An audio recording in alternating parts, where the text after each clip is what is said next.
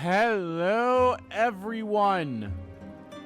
RPG Kingdom Kid here, back with another live stream of Final Fantasy XIV. It has been a hot minute since we have been in this game, and I can't wait to be back in this game.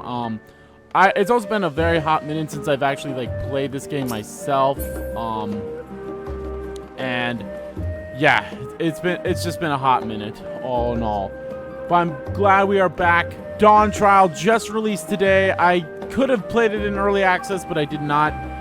I just didn't have the means for it, you know. So, well, I mean, I did have the means for it, but I was busy, you know, that Saturday and such, so I couldn't do anything with it. So, yeah.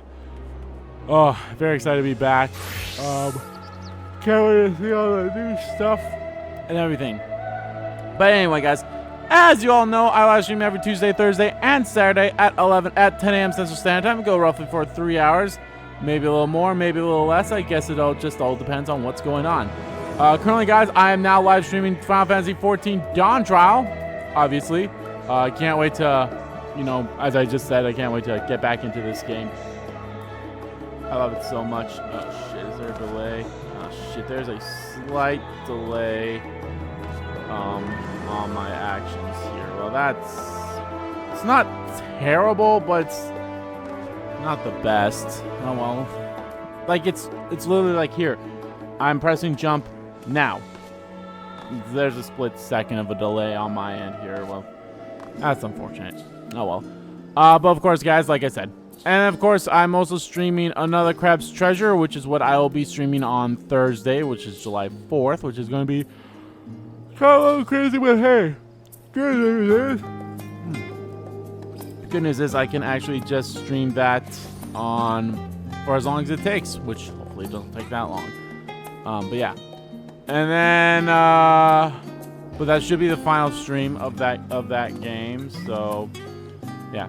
And I'm also streaming Elden Ring, Shadows of the Air Tree, so that'll be on Saturday. So yes, that's basically the order of how I'm going to be streaming things now. It's going to be Final Fantasy XIV, Another Crab's Treasure, then Elden Ring. But Another Crab's Treasure should wrap up in the next stream on Thursday. It should. So then I'll be going Final Fantasy, Elden Ring, Final Fantasy, Elden Ring, Final Fantasy, Elden Ring, and so on and so forth like that. So yeah. Alrighty, without further, and of course, guys, I release videos every single day as well at 11 a.m. and 1 p.m. Actually, no, I'm only releasing one video, every single. I'm only releasing one video every single day, not that many.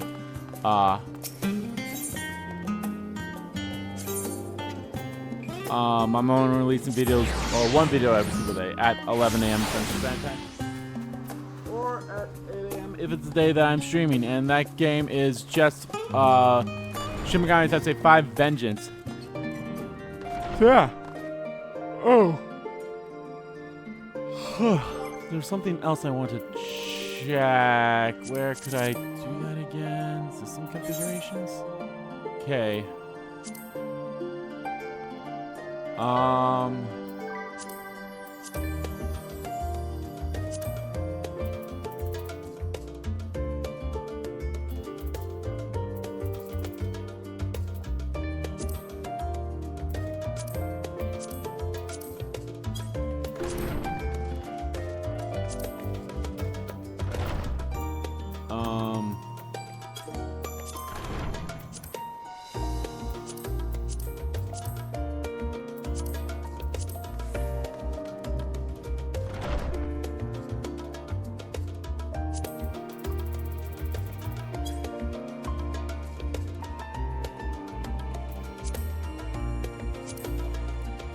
Music mounted, normal bad music.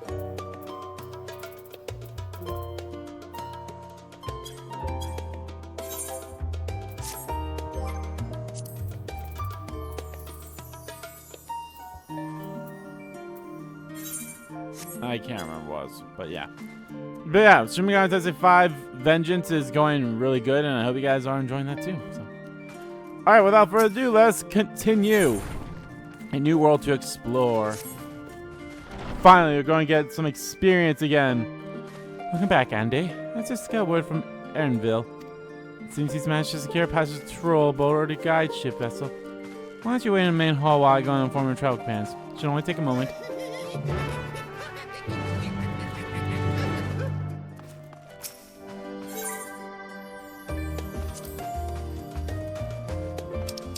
Here, I want to go back to... I don't want to be in the novice.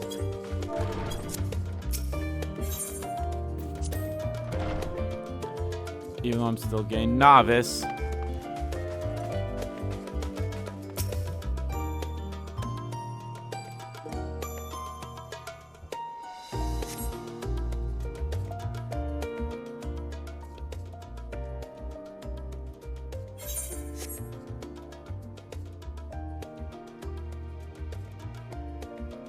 And yes, I look like a Power Ranger because, yeah.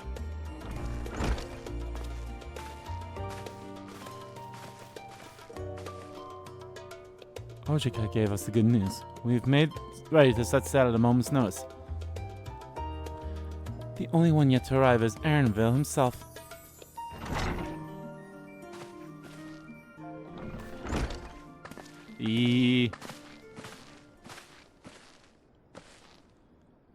Ah, you're all here. Took some persuasion, but the Green in his guild ship has granted us places aboard a vessel bound for Tyrol.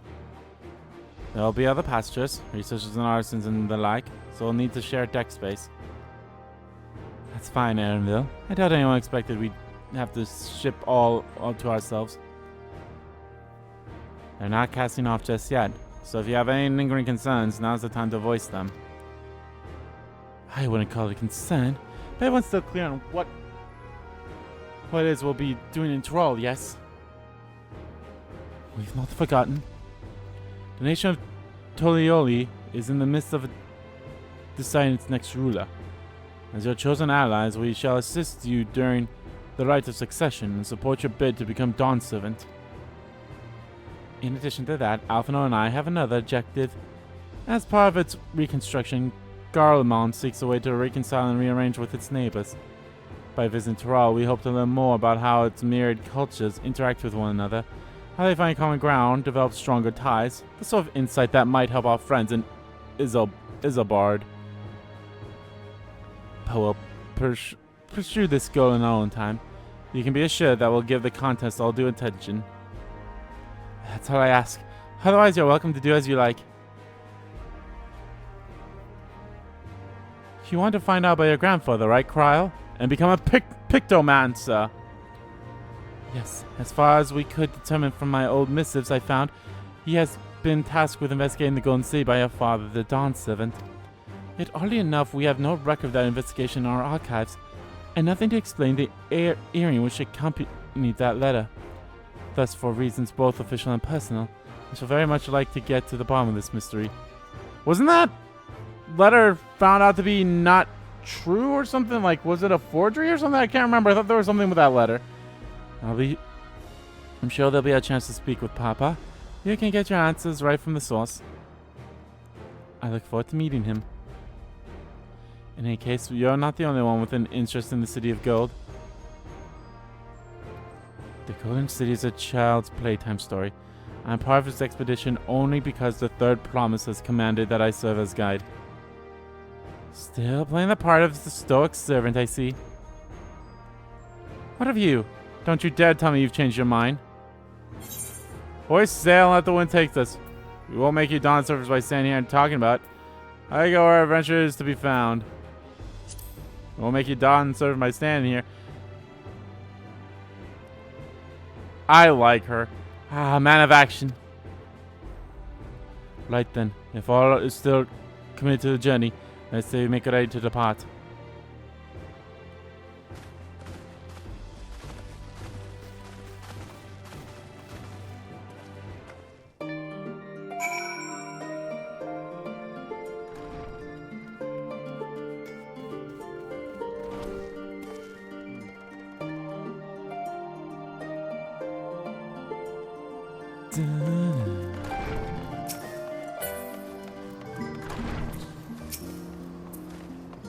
Eager as they are, the others have already left for the harbor. We're not in danger of missing the boarding call, but perhaps we should be on our way as well.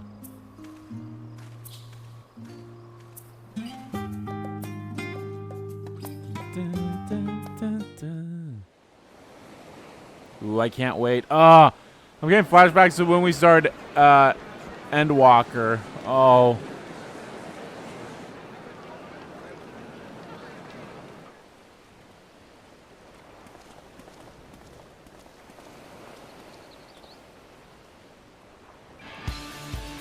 Savoring the moment?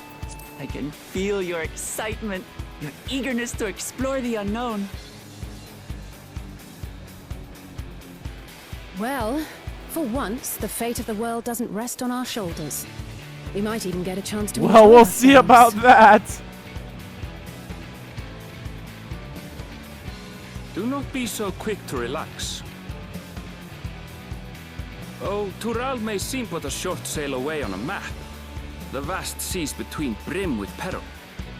The treacherous waters of Shade's Triangle alone have claimed countless vessels.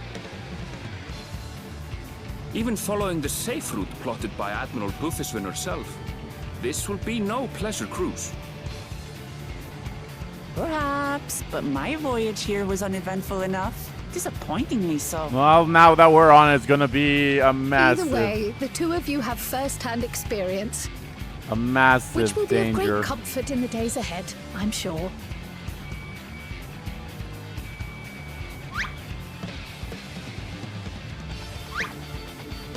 I love the sound effect she makes. It's nothing new to us. All aboard! Why does it sound like that? It's not the case. It's time. I trust you have everything you need? Yep, there it is. She has the brush behind her back, Ryle does. And there's her paints I saw on her waist there.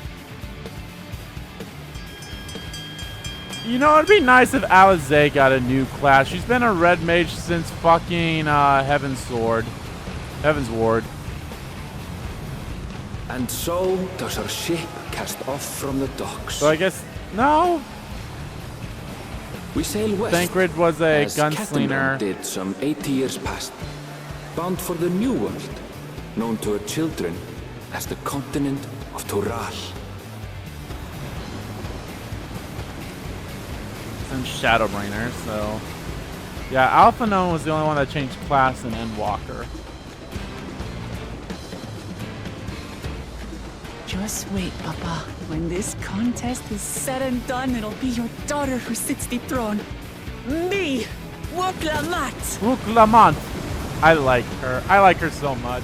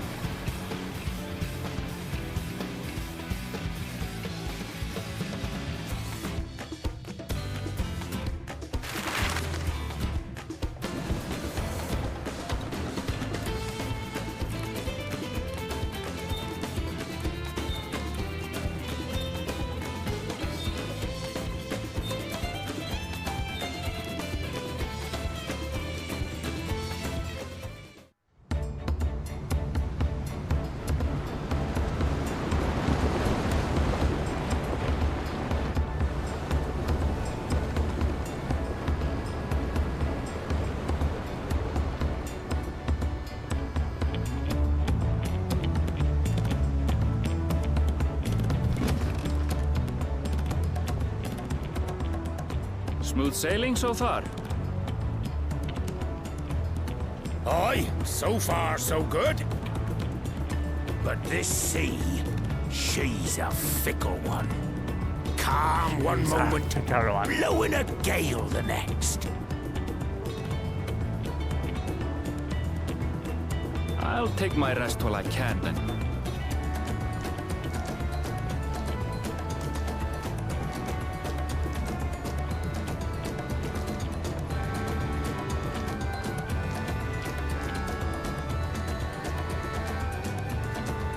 We We left port what seems an age ago now, and we've seen naught but open water ahead.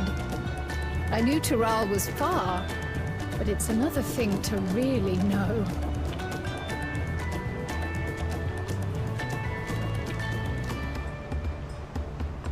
Speaking of which, some of our fellow passengers have made this trip before. Several times, in fact. I was able to learn a few things about Tuliolal and the Rite of Succession. Since we still have a long way to go, why not have a chat with them yourself? I'm sure you have questions of your own.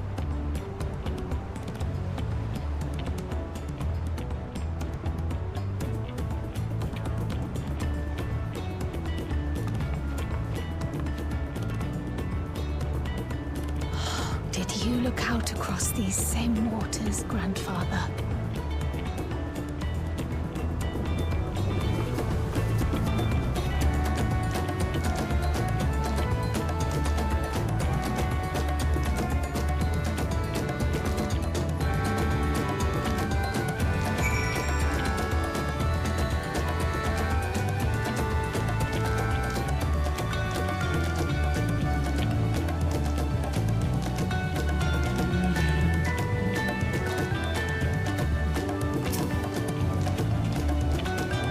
This will be a first visit to Tural. According to Johnson's name, I was working at Istaman's Isothites in Old Dal, you see. My employment with them came to an end. That's why I visited Shirley in the hopes of starting over. While I was attempting, and failing to find a new job, seized a chance to board this vessel when I overheard room of another passenger had suddenly opened up. I'm told the Dawn Servant welcomes all regardless of origin, and so Tuliola seemed like the perfect place to begin anew. Hopefully things will be better this time. Oh boy. My story. Since you asked, I wanted to retrace this historic journey of the great Kentaram. You know, the first Eorzean set foot on Tural almost 80 years ago. The Moon Jolt's leader is said to have welcomed Kentaram with open arms, sent him home with a bounty of silverware as a token of their friendship. The real treasure was the crops he brought back. Potatoes, tomatoes, and corn, which spread across Eorzea like wildfire. His grand adventure led to culinary revolution. Tales say Kentaram returned to Tural several times after that, but his ship vanished during his last recorded voyage, and he was never heard from again. Even a seasoned explorer like him could meet such an end as testimony to the ocean's peril. Yeah, I see you in Eorzea before. You great and famous hero. Yeah, I've had enough playing the simpleton. There was a time when we took great pains to maintain the deception, but with more of you Eorzeans coming to Tural, it's become impractical. Besides, my mercenary days are over. Too many of our war band have fallen, and so we had to help them to lick our wounds.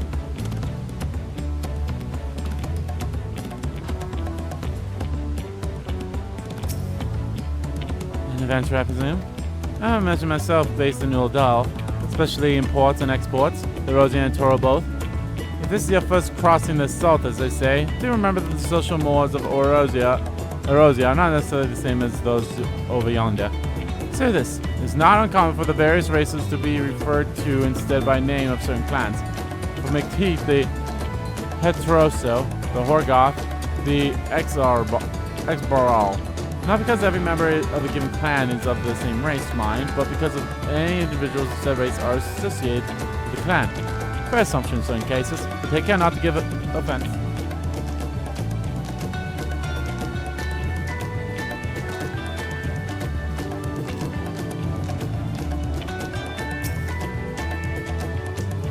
If you want to make a wager, taking bets on who'll sit next to the Dawn Servant's shiny chair.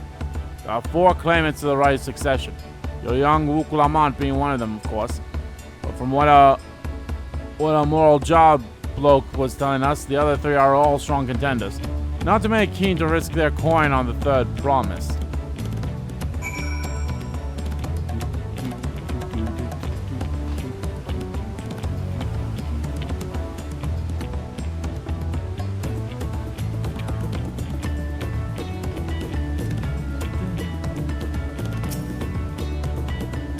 Anything of interest? Not really. Oh, I haven't heard about the clan names. We should make Wuk Lamat and Arabelle teach us the ones we should know. Actually, it's getting a little chilly up here on deck. Let's all gather to the cabin.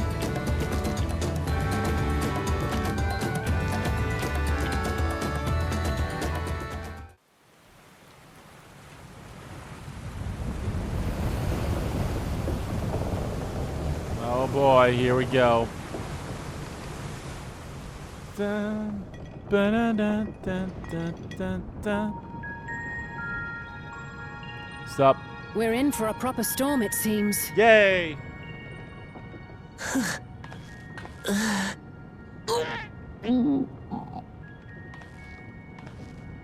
How's your stomach? Any better? I don't know what you mean. I don't get seasick. I'm just feeling a little nauseous is all. Isn't that what seasickness is? Erenville, you were born in Tyrol, yes? Do many Vieira live there? The Shatona, as my people are called, have settlements mainly in the north, in Shaktural. And your family? I know nothing of my father, not even his name. As for my mother... We're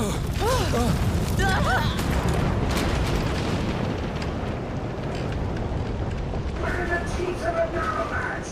Reef that sail for the last snaps! Oh dear. Oh dear. Only elders have watch! This wind's too strong to take in yourself! I'm going off the mast! We need help! Get him below decks first! Quickly! Before he's washed overboard! Come, we should lend what aid we can.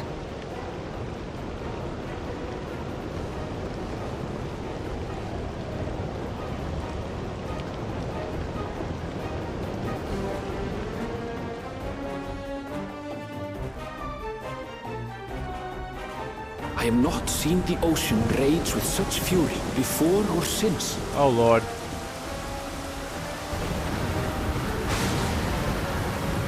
It's never such a... It's never smooth sailing, is it, with us? The heaving waves tossed our ship about like a toy, sending sailors tumbling. The dauntless Alizé, quick to the rescue, was almost lost to the sea herself.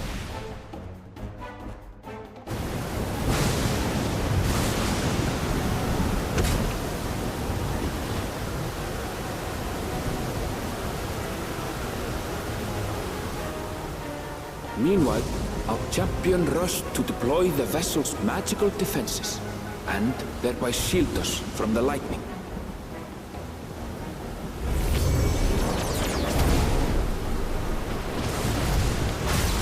And just in What an time, too. extraordinary life he must lead to be able to operate such a device with practiced ease.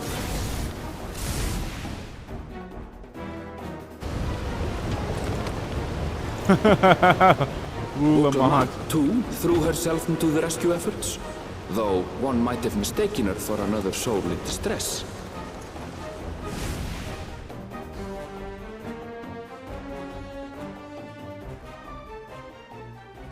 I think it actually somehow made itself work back. That's actually... By the time the no, unruly never mind. seas had calmed, our strength was all but spent, and we had yet to even glimpse the shores of Tural. God, I kind of wish I wasn't wearing this glamour, but just so I could see my face at least, but... In retrospect, of course, that battle against the storm would prove a fitting prelude to the coming contest for the throne.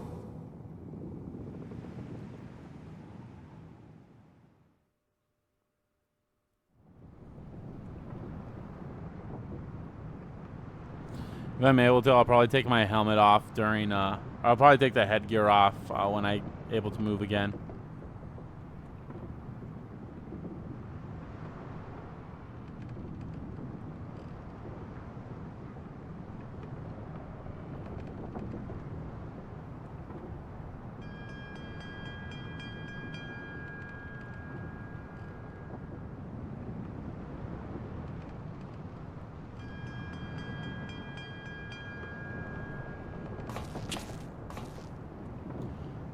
Isn't there a way I can turn glamour off during cutscenes? I thought there was a way for that too.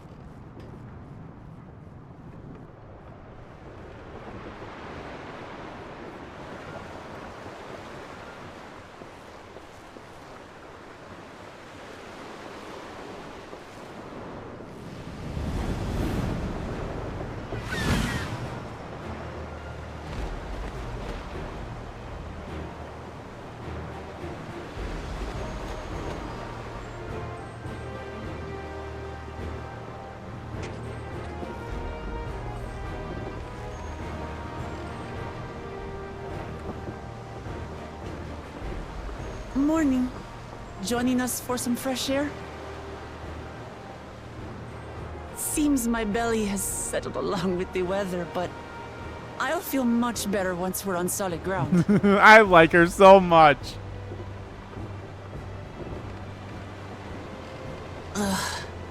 Can't be much farther now, can it?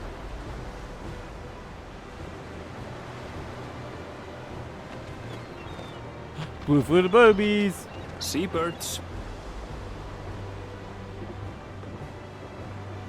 Land must be near. You need only hold out a while longer.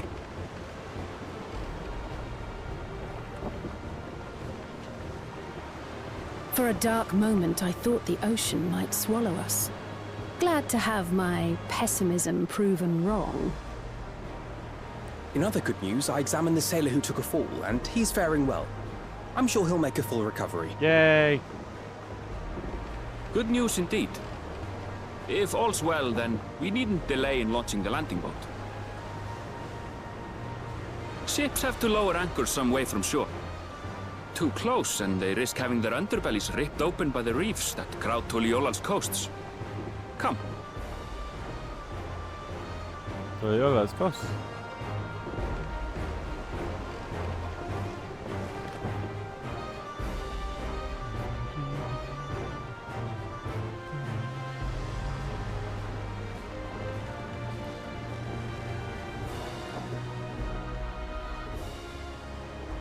Thanks for bringing us all this way.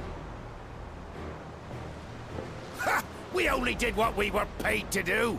Couldn't hardly set you adrift halfway. Halfway? If anything, it should be us thanking you for helping us through that beast of a storm. As a matter of fact, everyone's starting to fancy your chances in the contest. At this rate, we won't be able to lay wagers no more. Then I better not let you down. Oh. Easy, stomach. Easy.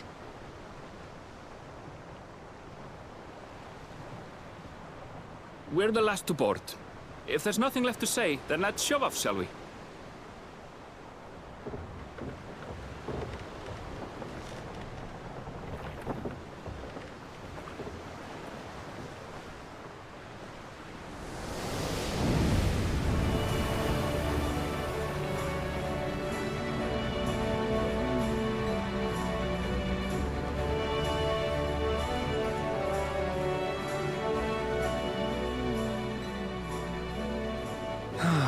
Blue seas, clear skies, and boundless possibilities. I dare say our destination will soon be in sight.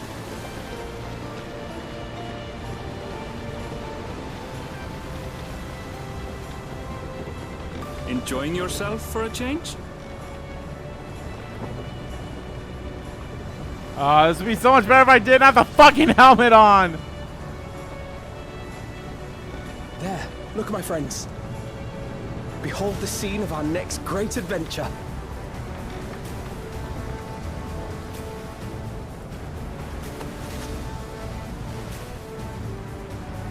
At last, This we is have exactly come to how the it played land in you the call trailer. the New World. To my home, Tural.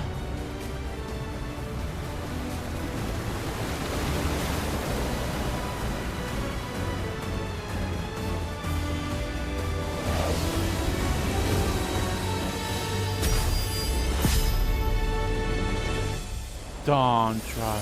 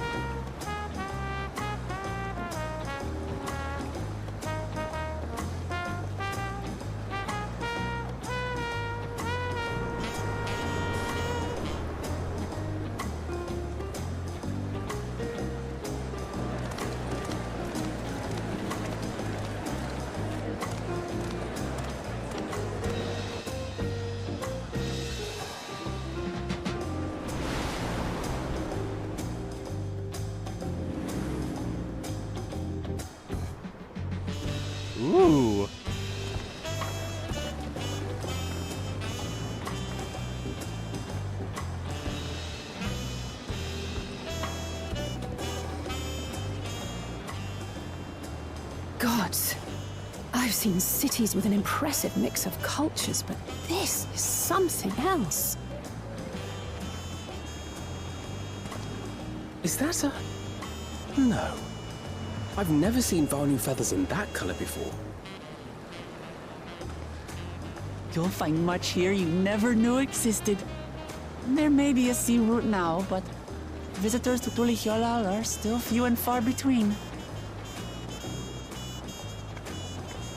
And as we don't build seafaring ships, only a handful of Turali ever venture abroad.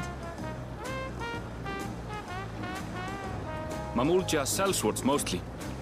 Those willing to play the fool sail with Lominsan merchants to secure employment in Eorzea. I suppose that makes us a rare sight in your country. Rare and currently undocumented. Were there some forms we should fill out, or...? Forms? Did you forget who you're traveling with?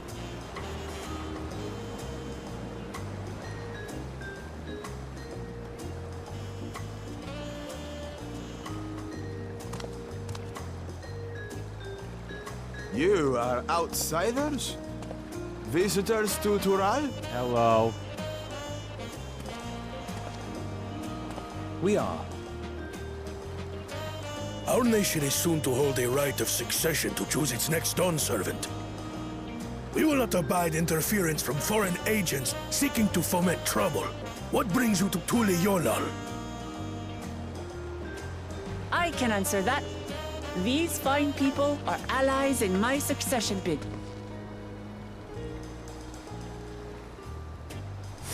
Third promise.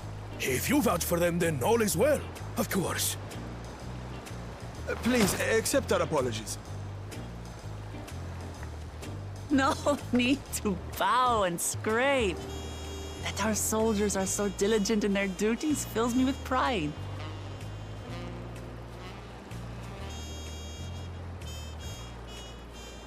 We'll be continuing our patrol then.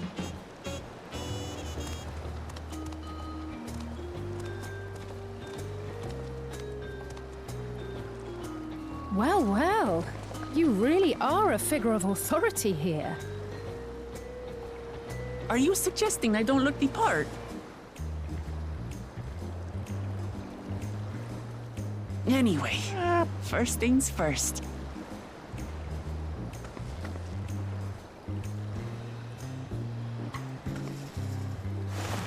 I bid you welcome to Tulihyolal. Thank you.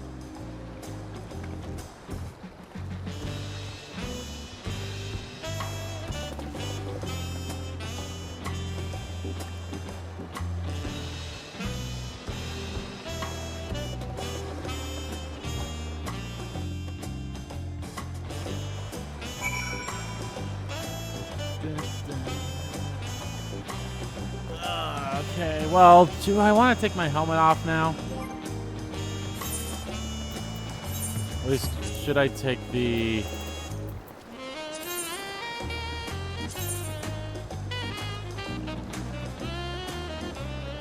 I don't possess the glamour dispeller.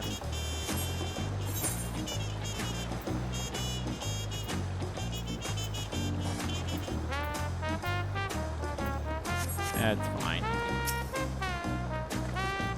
Despite the storm's efforts to the contrary, we are here, safe and sound. Ooh. You arrive in Turioli. You can return to the city at any time by speaking with the storage sailor in Scholar's Harbor and Old Charlian.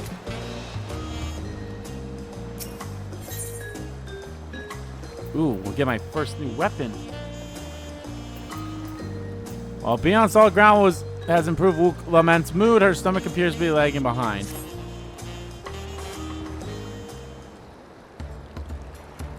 Right then. First things first. Time to eat. Still a bit queasy. No more boats for a while.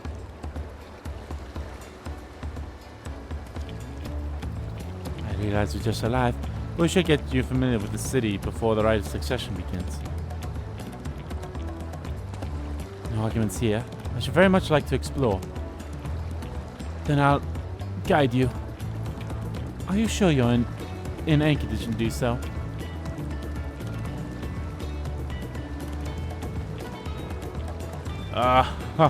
We wondered who these strange folks were. So the third promise has found ourselves some new followers then. Lamont, are you unwell?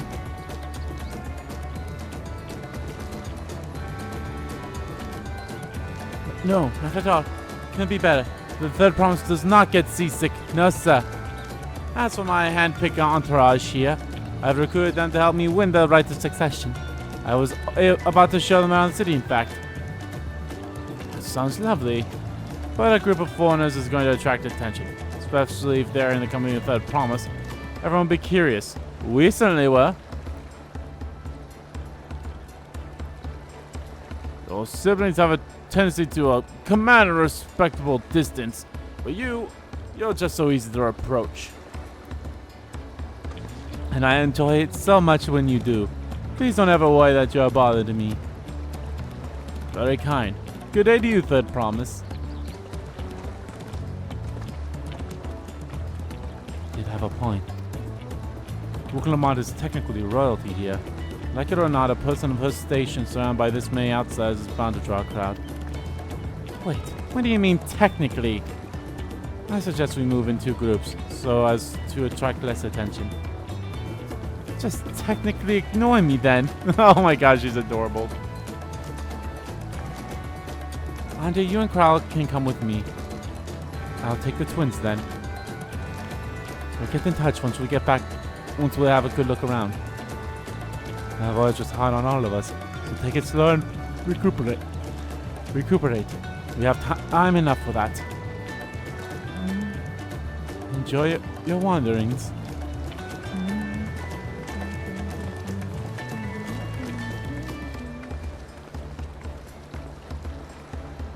Perhaps we should wait a bit, at least until Wuk Lamat's nausea subsides. No need for that. Look, I'm ready to go.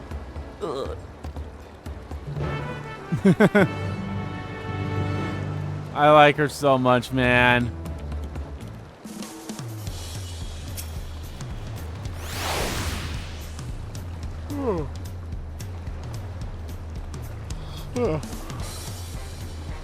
I'm fine now, really. Can't stand around all day feeling sorry for myself. What with the contest looming and all. Now then, seeing as we're already here, I may as well tell you about the harbor. Erenville already mentioned the reefs of the coastal water, which explains why you don't see any big ships moored on the docks. Only vessels with shallow drafts can navigate the bay. Mostly small fishing boats and barges ferrying cargo up and down the rivers from inland settlements. Much of the incoming traffic is from Yok Toro, the southern landmass. The clans there produce various goods for exports. Their wares are unlocked here and crafted off the merchant stalls in the neighboring markets. Speaking of which, Bayside Bev should be our next stop. Wuk Lamat and Krall now accompany you. You may have to decide in order to proceed with the quest objectives.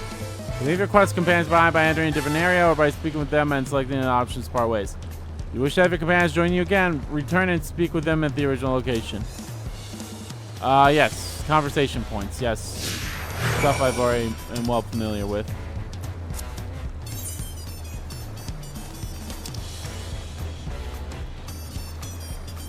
Oh boy. Look at that. I'm gonna have to go and awaken all those crystals and everything.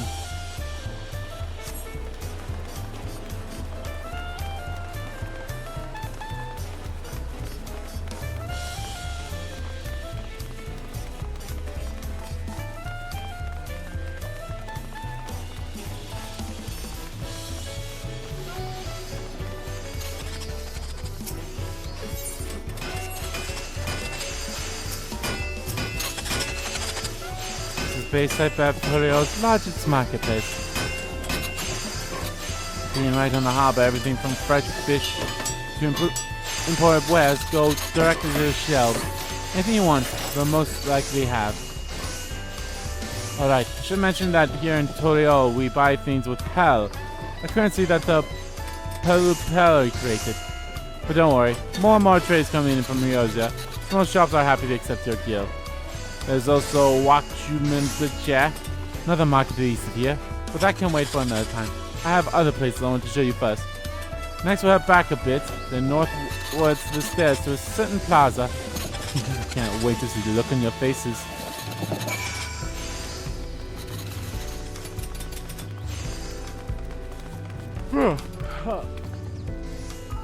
Everyone's doing their crafting and such.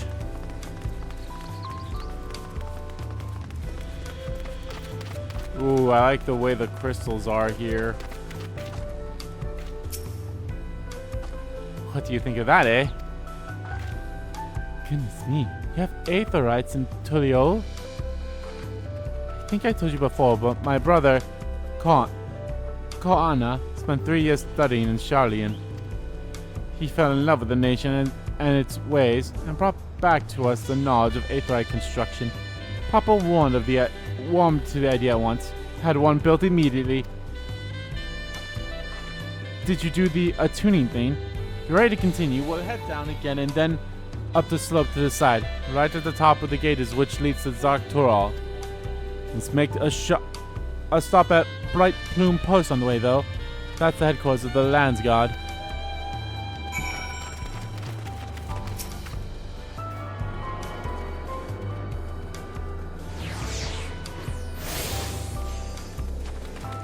Oh, I also need to find the Bugle.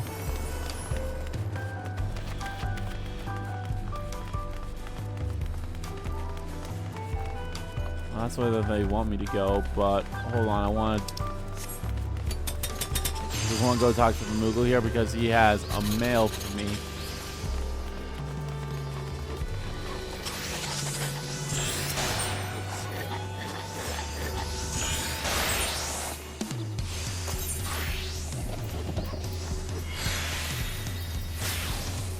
Chocobo brush for pictomancing, arc identification key, and a wind-up garnet.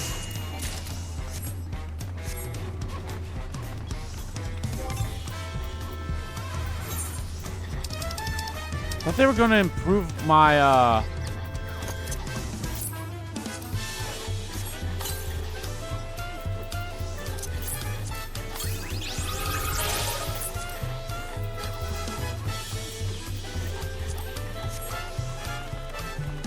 were going to improve my inventory. I thought they were going to increase inventory size, or was that just my...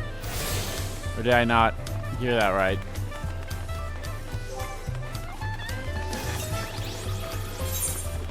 Oh well.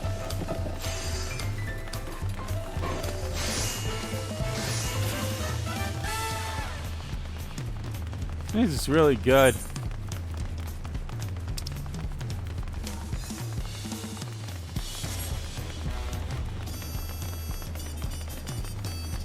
Do they always have that thing at the map there? Here, I'll try to show you what I mean.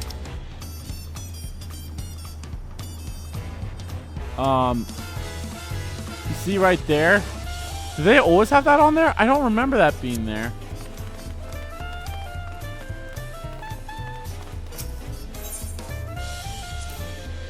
Trudging up and down all these slopes and stairs is exhausting. I understand now where Wuk Lamat gets her endless endurance. We have a lot of narrow, winding streets to crawl up the sides of the mountain. As you can see, though, the builders made sure that these main thoroughfares were wide enough to accommodate wagons. Good deal. Whoa.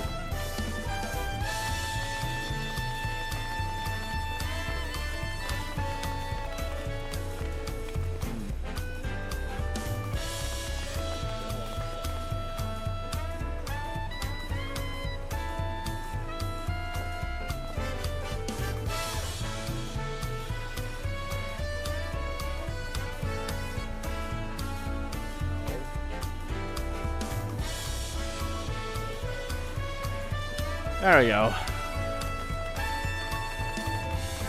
I just did some rearranging on my setup here. Well, not my setup, but like how I have it set up. So, yeah, I'm still only using one computer to watch both the live stream and obviously the recording or my OBS. Not a good thing, but what can you really do, I suppose? So, actually, hold on a second here. I should have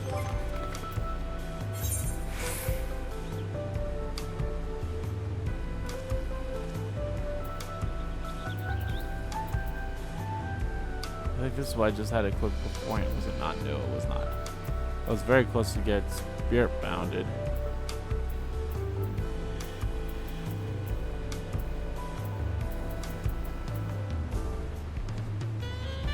I think it was this one that I had on.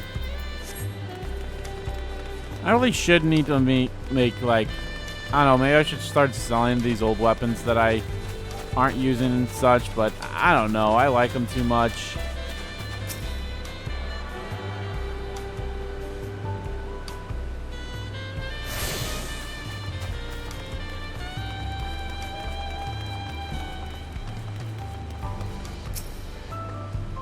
Here we are, Bright Bloom Post. The soldier station here are responsible for defending Toriel and preserving the peace. The Landsguard are led by our nation's strongest warriors, and so naturally Papa has commanded them since the beginning. At least until 3 years ago, when Zorl Zhao took over as commander. The title is no empty honor. He's the first promise considered equal to the Dawn Servant in martial strength. Meanwhile, I haven't even managed to. Well, I'll discuss my brothers and their accomplishments later. Athlon and Alzay should be around here too. Come on, it's time I showed you the Sky Gate. It started the northern end of the Talon March.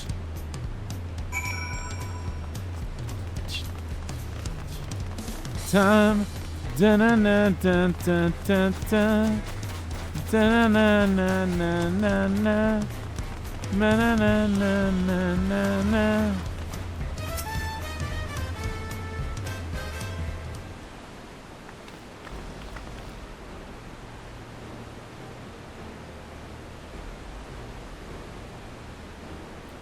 Massive, isn't it? On the other side is an equally massive bridge to match. Both were constructed by the race of giants, the York-Q. Strictly speaking, Tura is actually two separate continents. York-Tul, the southern lands of the mother, and Zak-Tul, the northern lands of the father, which lie beyond the bridge. Legends say it used to be one great landmass, but long, long ago, the two gods fought a titanic battle and one threw the other to the ground. The impact was so devastating it split the continent in twine. A familiar sounding tale. I am put to mind of the conflict between Heidelin and Zodiac. But going back to Zak-Tul, those lands are also part of the Tulion nation, correct? That's right. Isn't my father incredible? He united the peoples of two continents into a single nation. The many clans of Tural have been at war for generations. It was only when Papa traveled the lands and put a stop to the myriad conflicts that we finally had peace. And that's the main reason I want to win the throne, so I can preserve the peace he built. But I see you're more interested in what's behind the gate than hearing about my aspirations. Crossing the bridge to Zak-Tul requires a special travel pass. Unfortunately, they won't issue any new permits until the Rite succession is over. I promise to get you one when I'm Dawn Servant. Until then, you'll just have to wait. I'll make sure you win, mark my words. Wish we can go there now. I'll hold you to that.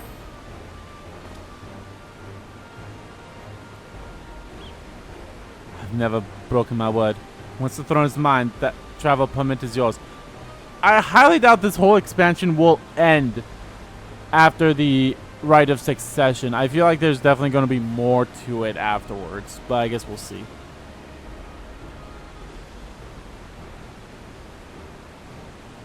I'm curious how long this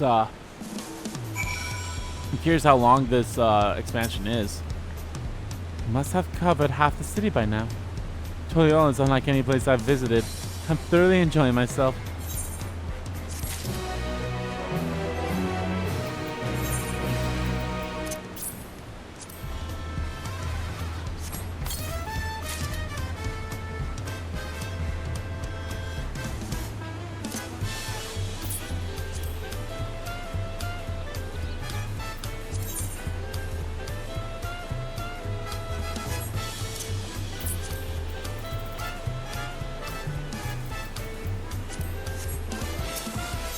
A city of stairs is ready to commence the second half of her Taurelian tour.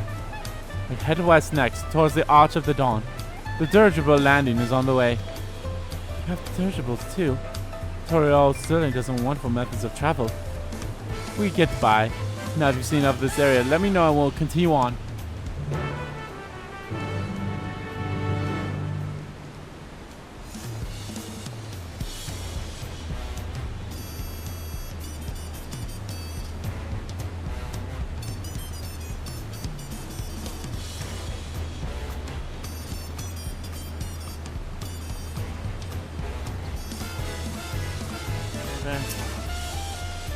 The Arch of the Dawn is on the other side of the city, so speak up if you see something that interested you as we walk. Yes. Same stuff that we had before.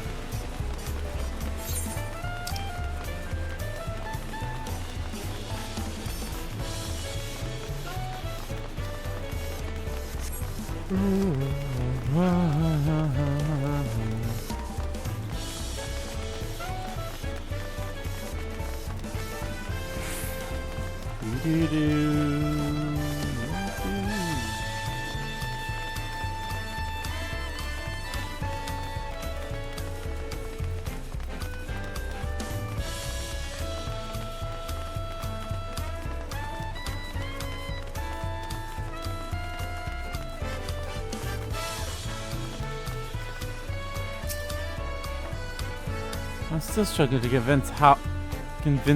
conceive how one could construct an entire city on the side of a mountain.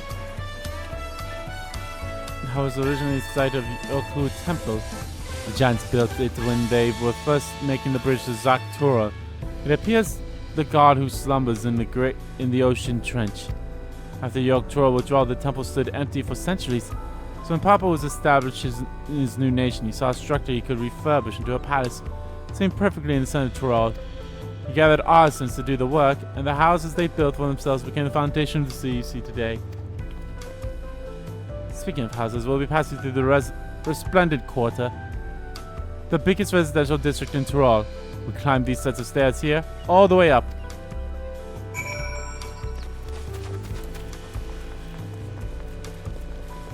A city of stairs indeed. Indeed!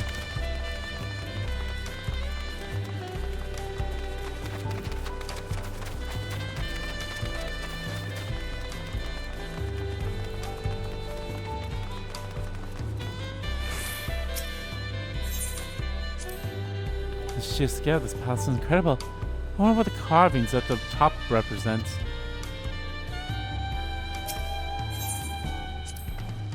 Papa's palace is called Wuk Lamat I, which roughly translates to Invincible Resilience. You probably want to take a closer look, but we'll be coming back here later. Let's move on for now.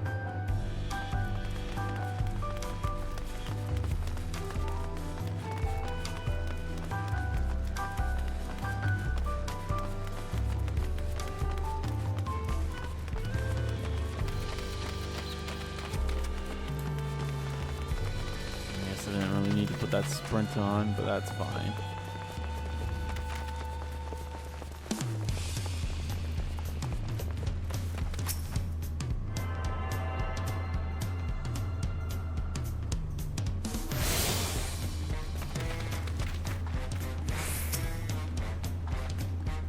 So this is Resplendent Quarters.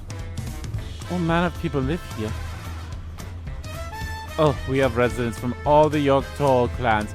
Munjal, Zarbaral, Pelu Pelu, Moblin, Hanu Hanu. We also have Tonawata, Hetsaro, and Shetona, who moved south from their ancestral lands in Zaktura. In essence, it's a gathering of people from every corner of Tural. A true representative of Turalian's diverse character. The adornments on each building contribute to the eclectic cultural aesthetic. It's all so beautiful.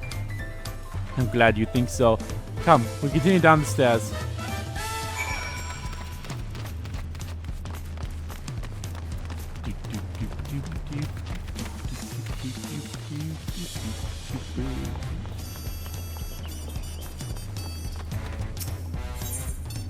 Huge drum.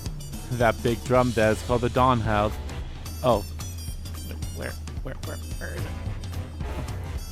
They played for formal occasions, like when honoring the land god's return from dangerous duty.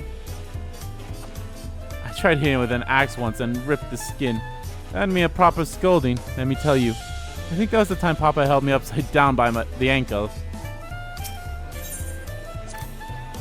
I've never seen such an enormous drum. How would one ever use to beat such an instrument? Water? Damn it, I did not bring water. If I had water close by here, but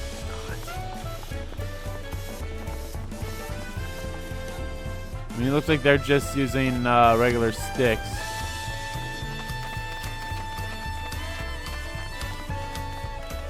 Alpacas!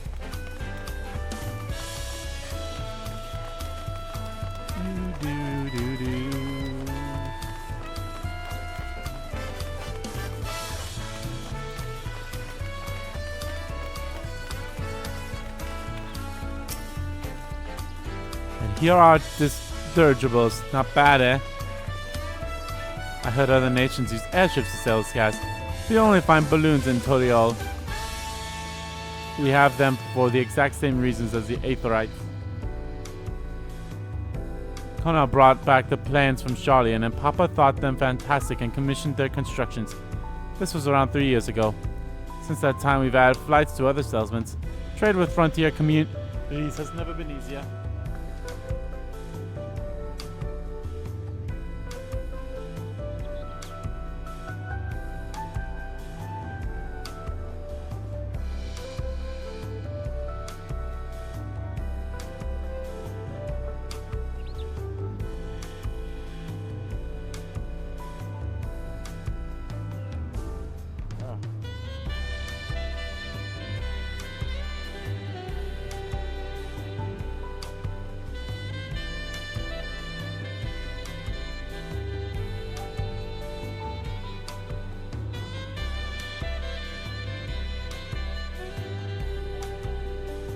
That's enough about dirigibles. The Ark of the Dawn awaits.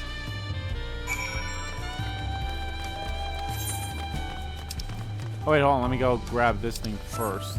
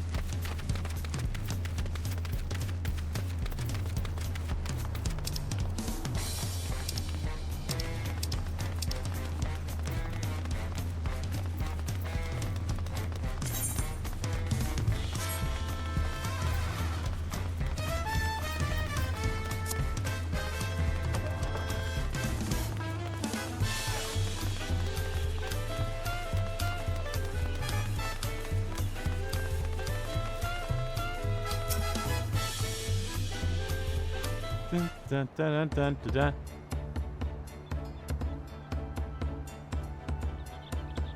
This is at the Ark of the Dawn. When the giants were still here, it was known as the Yogg-Tol Landgate. But when Papa found Toriolian, everyone began using its president's name in honor of its great achievement.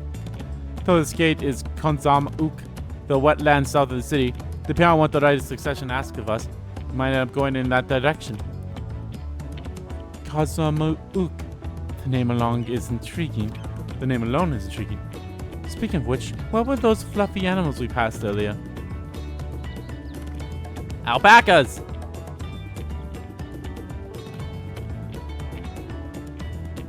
Ah, those are alpacas. Fearsome four-legged fiends. Fearsome? They seem quite placid to me. You'll learn soon enough, Kyle. You'll learn soon enough. But forget the alpacas. I have something far more important to show you. Come along.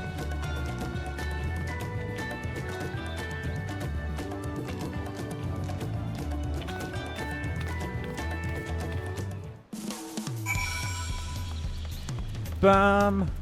Ba-da-da-dun-dun-dun-dun. If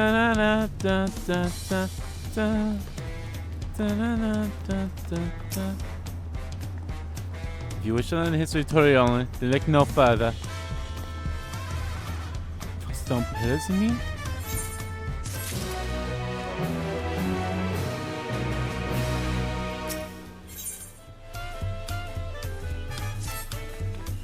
What is special about these pillars, if I may ask? At a glance, they may look like ordinary stone decorations, but if you take a real good look, you'll see there's something much more interesting. Time, banana. The only event cannot be skipped. You may wish to cancel any paying duty fine restrictions or registrations.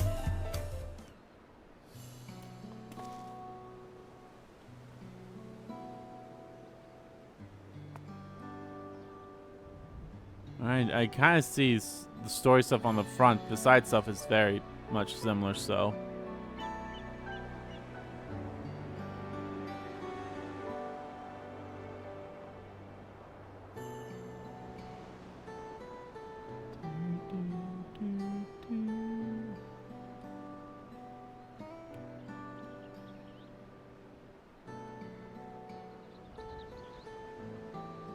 Pictures.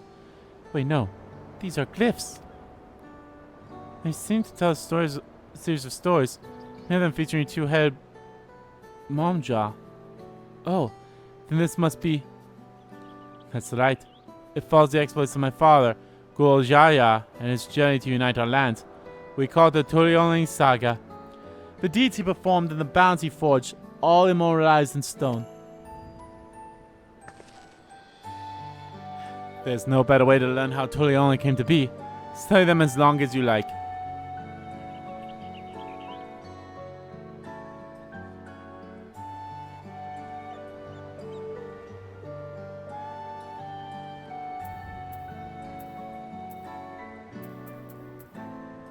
Way of the Brotherhood.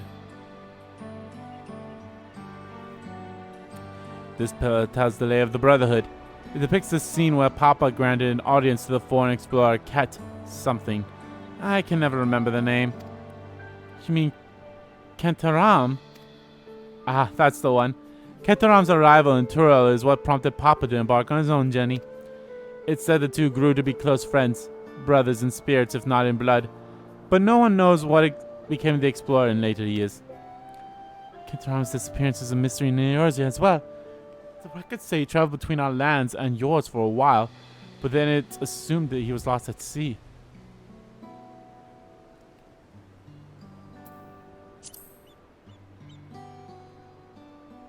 Here we have the Lay of Rite. This is the story of when Papa visited the Hanu in their village of Nkazamauka. The people Alpha known almost mistook for Vanu. If not for the colorful plumage, he spent a fair bit of time among the Vanu in the Sea of Clouds, so it's not surprised he took an interest in your countrymen. I don't know how it is with your Vanu, but our Hanu are a bright and cheerful sort. They hold this one festival every year, very famous and a lot of fun.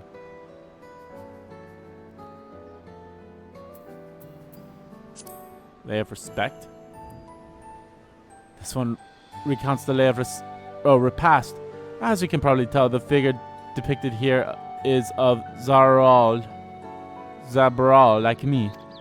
For decades, Zabral and the Moljal were at war for control of the force of Yaktel. The actions Papa took to end the conflict have since been hailed as the first steps in the founding of Torioli. There's a clan of Hearthgar and Bozja known as Helions. In their society, the women rule as queens. The men serve as devoted subjects. Yet here in Troll, ex-world men and women appear to be of equal stats. How dramatically culture can vary with location.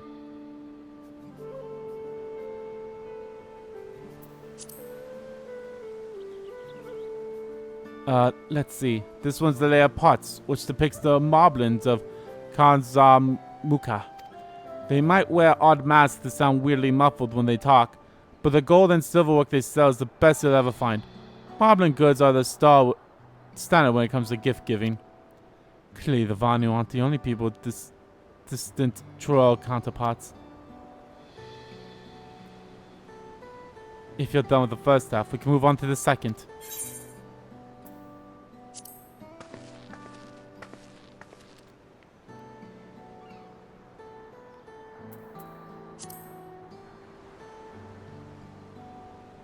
And these four comprise the rest of the saga.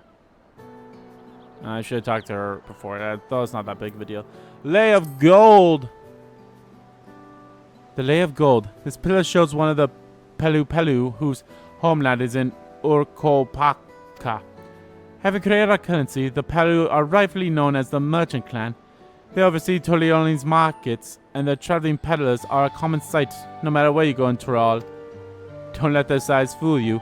They might be mistaken as children, but beneath those beaked masks, they are clever and calculating traders.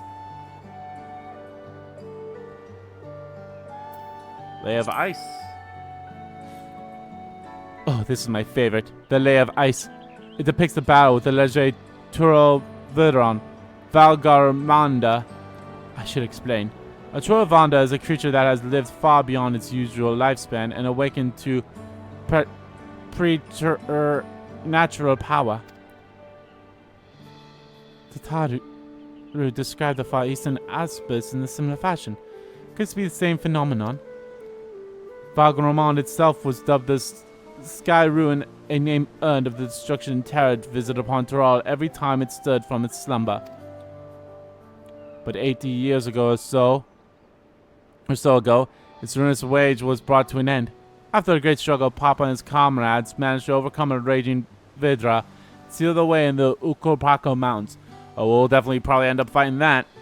Despite its reputation, however, Valgarmand is also a symbol of power. That's why you'll see its likeness on Toliol's national emblem and adorning the bands at the palace.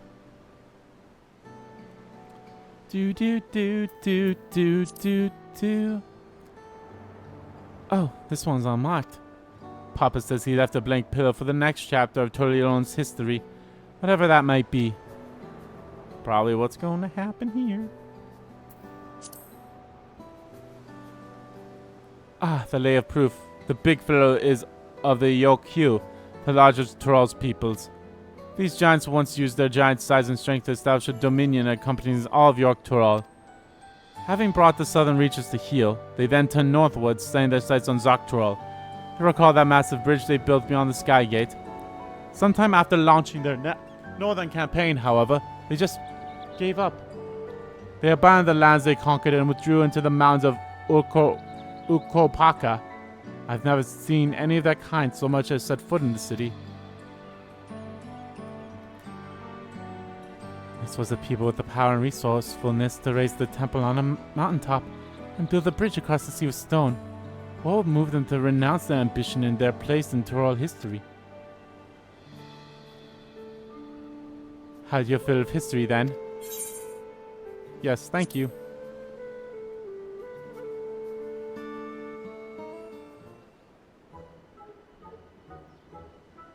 I love this music. Glad to hear it. No, I feel awfully hungry all of a sudden. No surprise in there, seeing I couldn't keep anything down for a while. Now I think I'm ready to eat again. So let's go and have ourselves a bite of a local delicacy.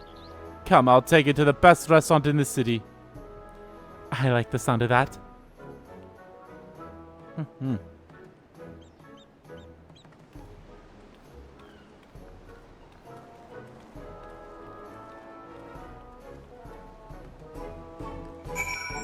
Do.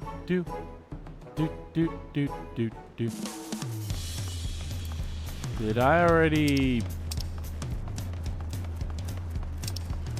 mark that one? I'm pretty sure I did. Yeah, it's very close, so. Dun, dun, dun, dun, dun. Have you ever had tacos? They're a Tolian classic.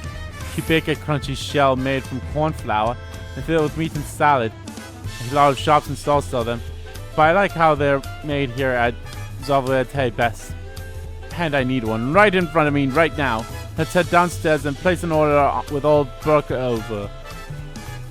Yo, that actually sounds... I remember And someone actually like kind of made a post about it, like when we saw, it wasn't the, oh my god, it wasn't the full release of the of like, you know, the opening cinematics for the expansion, but they had Grantel, or fuck, what's his name?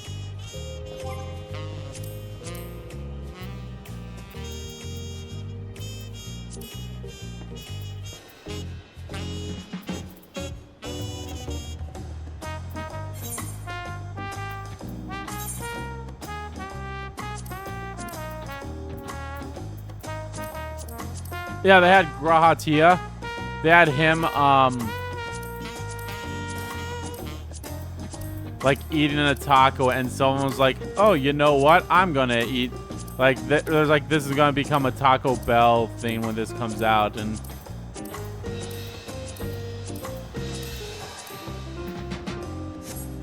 such. So.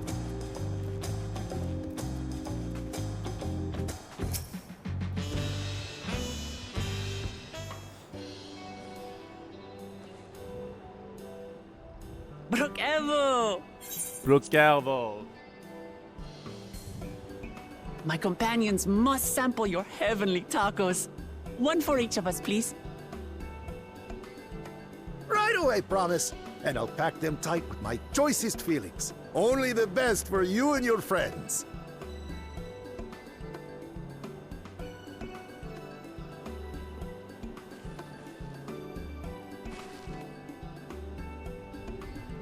Did you hear the Silver Scares are back? Seems their overseas foray ended in disaster. More than half their warband is missing, including their leader. Aye. And now keen to rebuild their broken reputations, the survivors seek the Golden City. A fool's errand. How many hopefuls have disappeared in search of that fable? They should count their lucky stars they came home alive at all.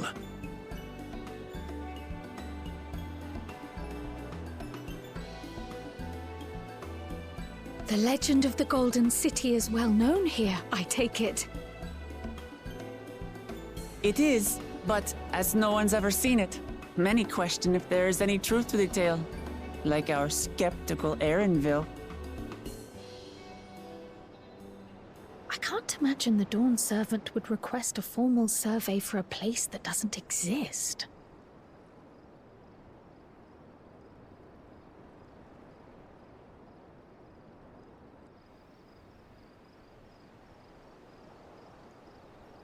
Oh well. Now I'm sure to someone find will this spot see. with a pleasant view to enjoy our crunchy spoils.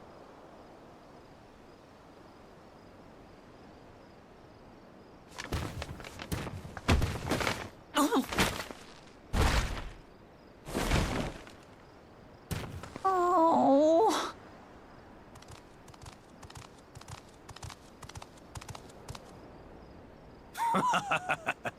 If it isn't the third promise. Oh. No.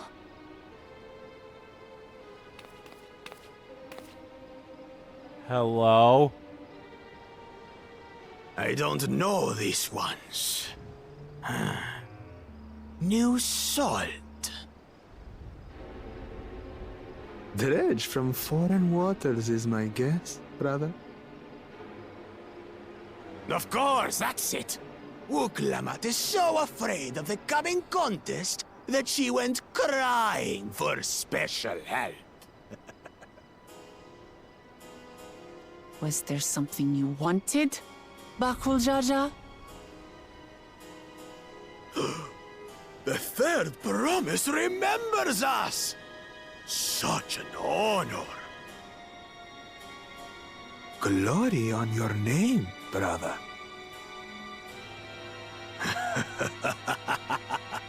And on yours, brother. I know my rivals for the throne. Nothing more. Ah, that's why I figures like this is probably the... Another child of the Dawn Servant? No, this brute. We have no ties to their farce of a family. Unlike the sneevling housecut, we are blessed siblings, the elevated chosen. We alone are fit to succeed Golul Jaja as Dawn's servant. All peoples are equal in Tulihiola. Your heritage gives you no greater claim to the throne. Ha! Shall we test that idea here and now? See if your strength is equal to ours.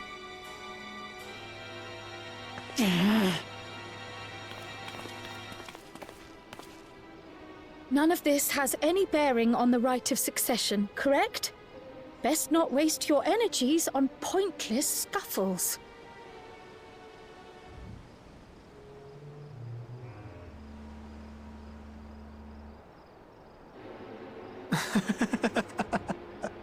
The kitten comes to the house cat's defense. Pathetic. Since when was our nation overrun by mewling weaklings? Listen to me, you.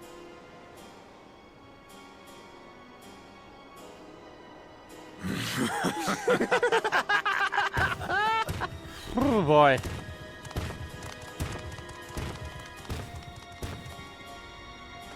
A two-headed Mamulja. I knew of them, but that's the first I've seen in the flesh. Some get it into their twin heads that they're destined to follow in my father's footsteps.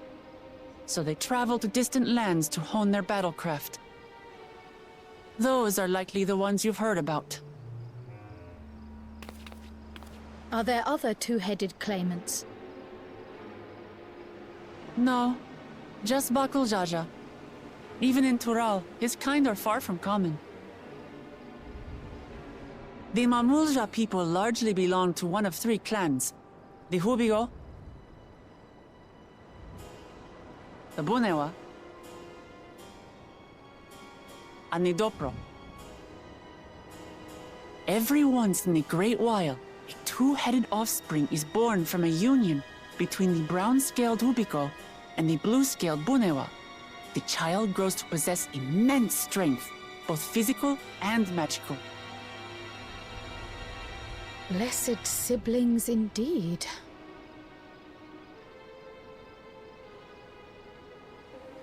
Forget them. Let's go and buy more tacos. I can think of nothing better to rid me of this bad taste in my mouth.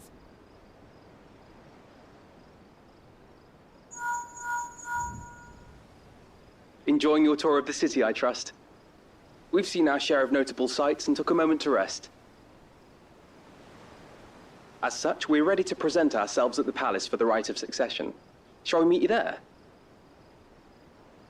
The palace it is. I'll let Wuk Lamat know. Destiny calls. Perhaps we can return for more tacos later? So it goes.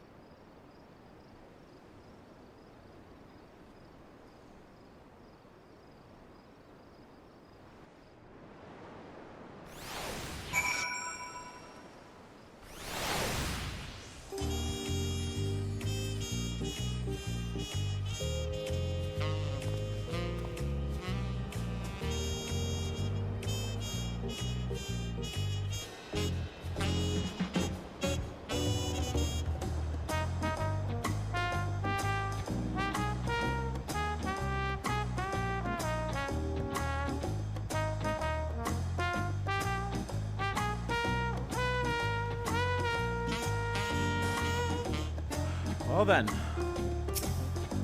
I was looking forward to trying some authentic Victorian cuisine. We should hurry and join Alphino and the others at the palace.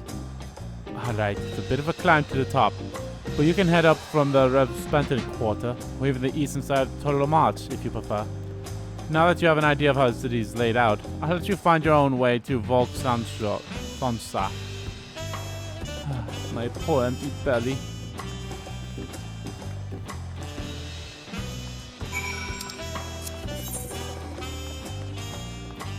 Oh, I don't think did I grab that one? I don't think I grabbed that one.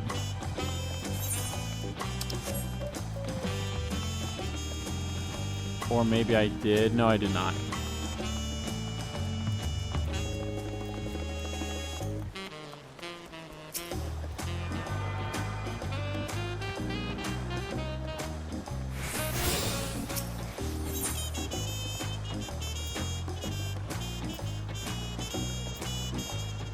Of course, the one that I didn't get. I don't know why I didn't grab that one.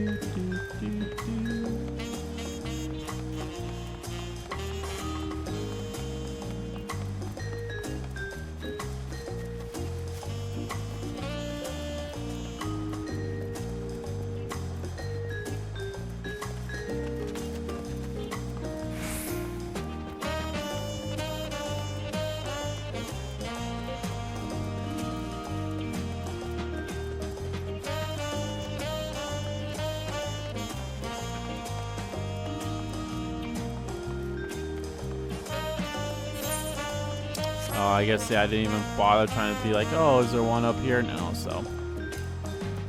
Oh, well.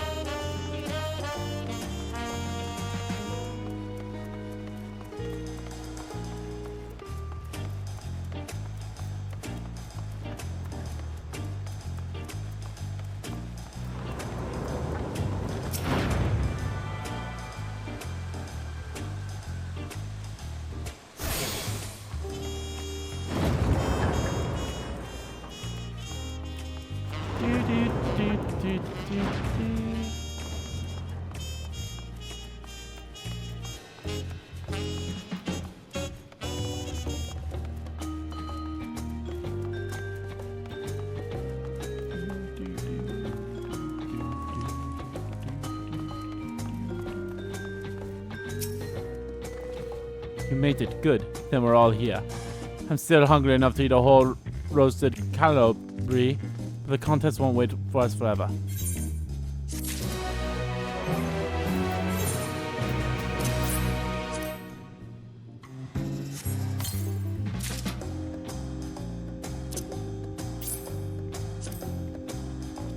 Ooh, I actually really like that. Upon speaking of Arabelle, several cutscenes will play in sequence. So I recommend that you set aside significant time to view these scenes entirely. If it's voiced, I'm gonna go blow my nose. I have acquainted the twins with the city as best as I could in a short time. Their unbridled enthusiasm made it rather difficult. Invariably, something would catch their eye, spurring them to run down an alley to investigate. It was like herding a pair of unruly corrals. I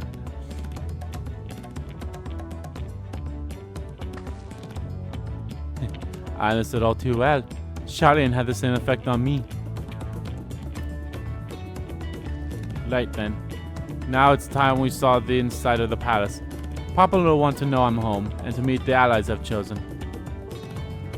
Given how impulsive he is, though, there's no telling what he might be in for. Now I feel like this next thing has to be voiced. But we'll see. If it's voiced, I'm gonna go blow my nose and use the bathroom quickly. But I'm going to assume it's gonna be voiced.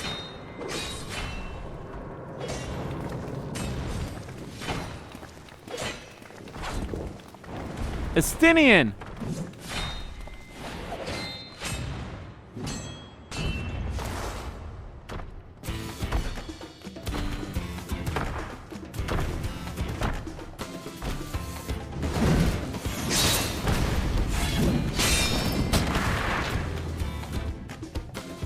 Estinian? When did he get here? I'm gonna go blow my nose and use the bathroom quickly. What's the point? Why is he here? Oh, you know this man? Whenever my father spots a promising opponent, he invites them to Sunperch to duel. Pressing duties or no, he can't resist a good fight. So the one Estinian is crossing blades with.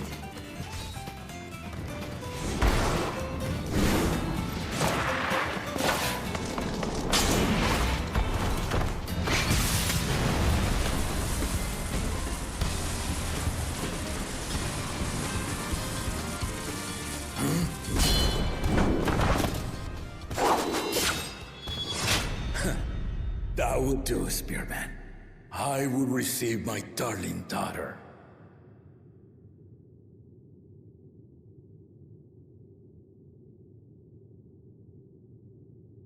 Know that you are the strongest I fought in many a moon, if not longer.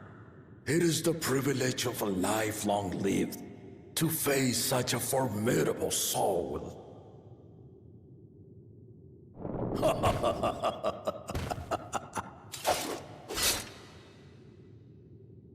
If it's formidable you want, then look no further than that man there.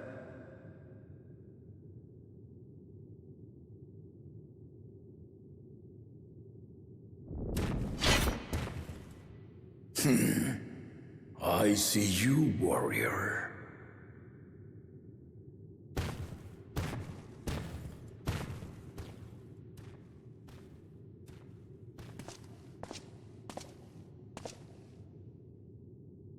We had no idea you meant to visit Tyrol. I've seen what lies east. This time I chose west. And thus did our itinerant dragoon make his travel plans. You witnessed our bout. If you thought he was fearsome, that was with one head dozing. I'm not sure I understand. Well, his head's covered. Also, I love that Stinian was like, hey, if you think I'm formidable, check out this guy. The old man has been feeling his years. The uncovered side is the head of resolve, and age has only deepened his love for combat. But the head of reason, wiser of the two, sleeps more and more these days. As I understand it, the veil helps with the restoration of his magical energies. Enough about me, Lamat I. I want to hear of your adventures. Lamat I. A term of endearment. It's what my family calls me.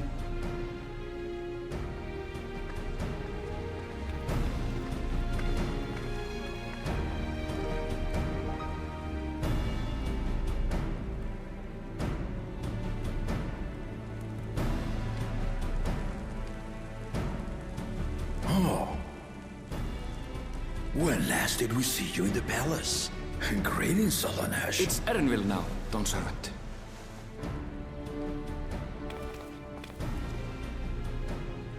I took the name while abroad, and have since grown accustomed to it. Erenville, then. And these others? I assume are Lamati's recruited allies.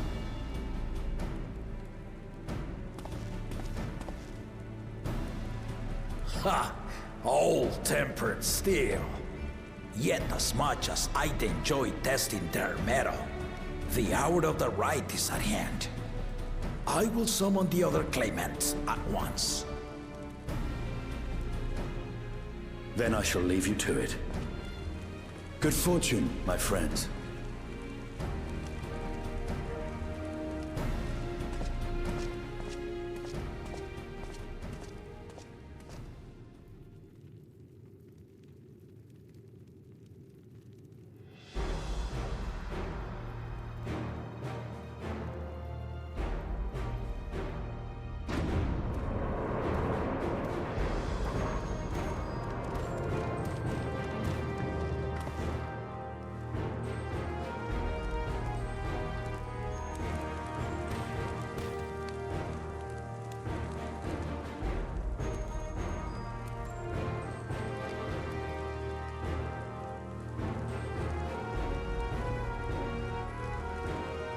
The claimants are assembled. The first promise, Zorolja. The second promise, Gona. Oh, hello. The third promise, Wuk Lamat.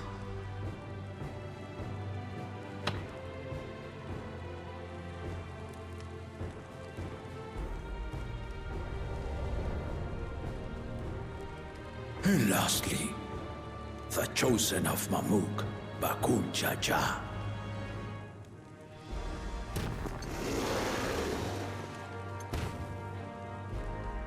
You four will compete in the Rite of Succession, the outcome of which will decide who takes my place as Dawn Servant.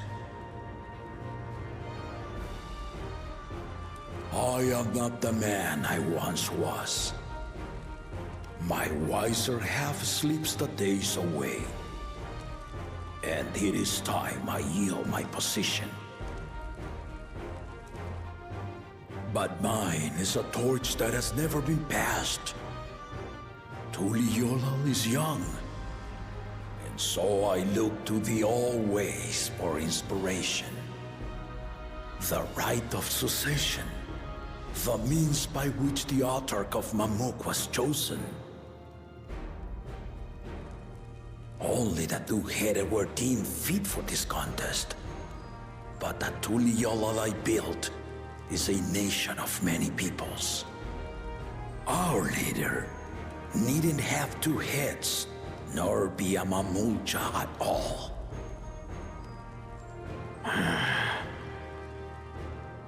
So I gave the right of claimant, not only to the son I sired, but to my adopted children as well. Yet the opportunity to rule was still not equal. That is why a recent tournament offered a place in the contest as the winning prize.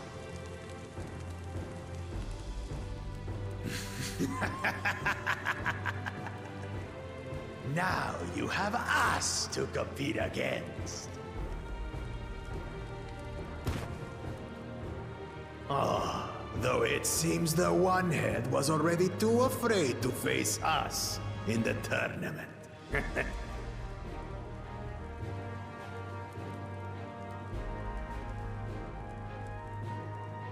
Our brother was in Shok Tural leading the Landsguard on a campaign to eradicate a Tural Vidral. Anyone with sense would know he was too busy for games.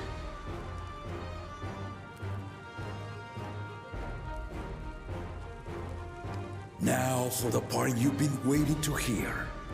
The nature of the contest itself. To triumph in the Rite of Succession, and thereby claim our nation's throne, you must travel the lands of Yogg-Tural and find the City of Gold. Oh, shit.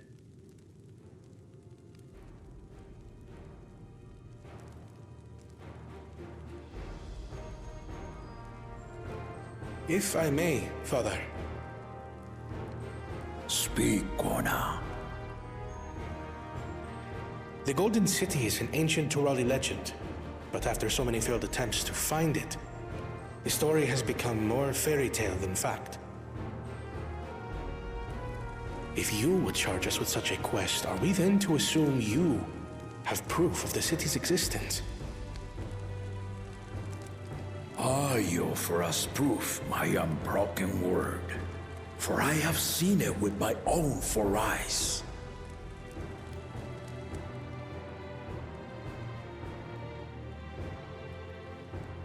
The city's real.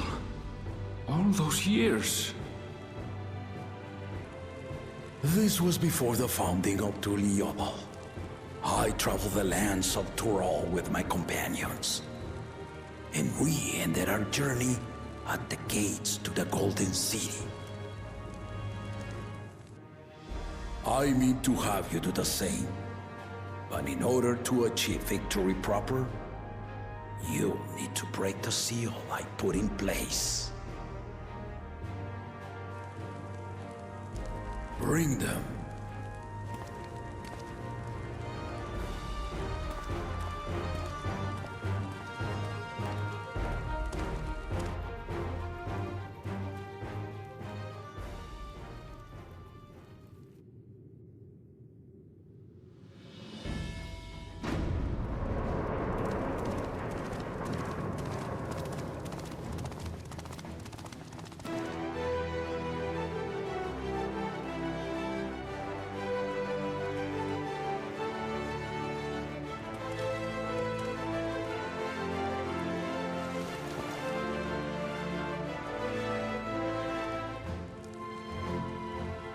Ah. Is that our... That's the stone tablets.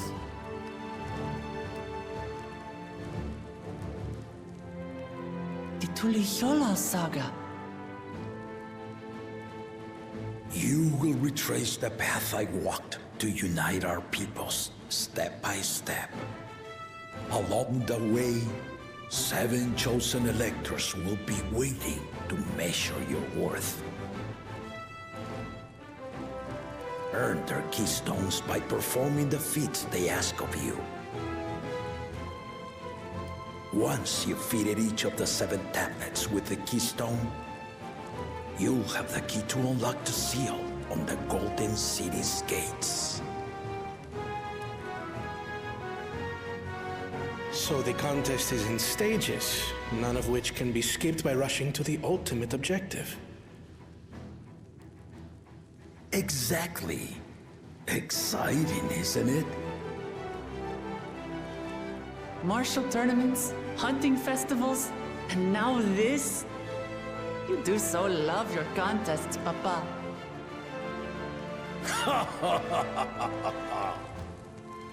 Were I a few years younger, I would have joined in myself, giving you a proper challenge.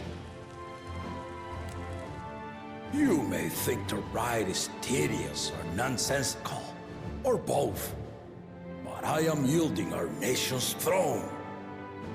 Let me have this final indulgence. A waste of time. Just name Bakunja just successor and be done with it.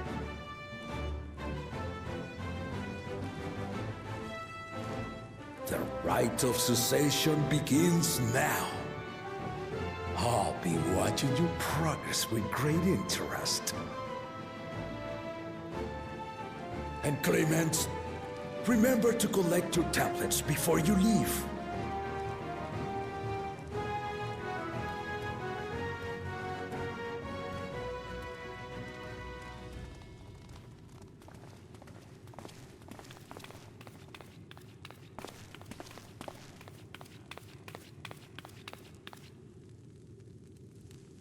You are one of Lamat I's allies.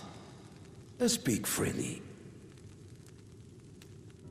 I am Cryle Baldessian, representative of the students of Baldessian. My name is perhaps familiar to you?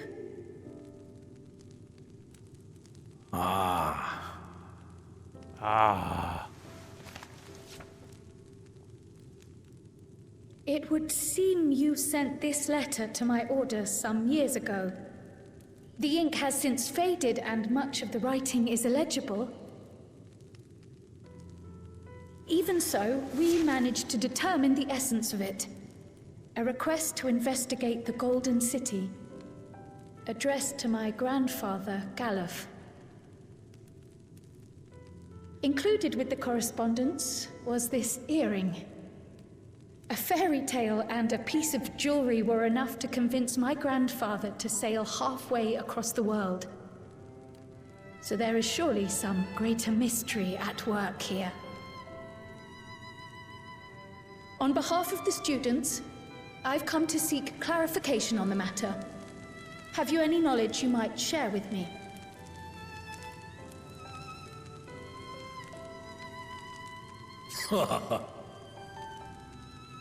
No, not at this time.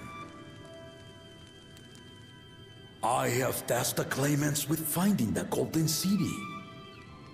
To fulfill your request would afford one of them an unfair advantage in the right of succession.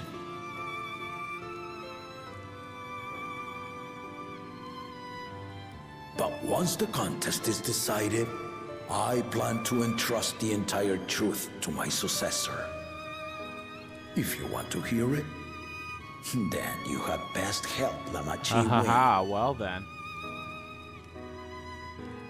Very well, Dawn Servant. On my honor as a student of Baldessian, I will find your Golden City. Thank you for hearing my petition.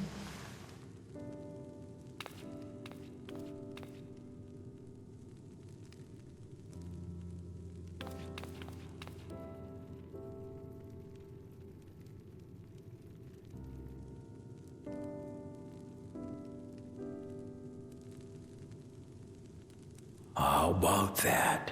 She's grown into a remarkable young woman. You should be proud, Galov.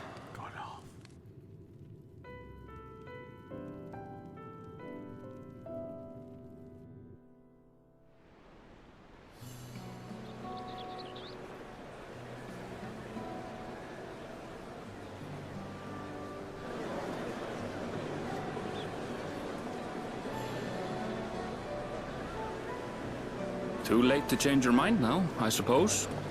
But are you sure you wish to be part of this?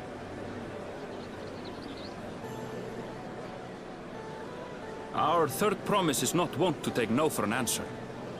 Though you may have agreed to help, I worry that you were swept up in her relentless enthusiasm. Or perhaps you've been lured by the glory of the Golden City. Either way, this contest for the throne will place you and yours at the heart of political turmoil. If you are second-guessing your decision, tell me now. This may be my last chance to help you withdraw.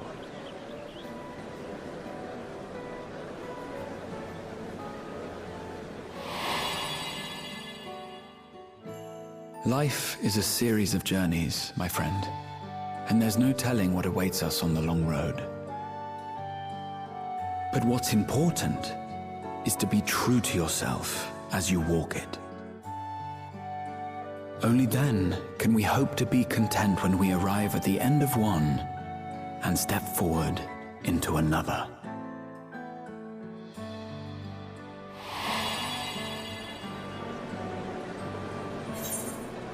I want to see where this journey leads. I made that decision. I tend to see it through.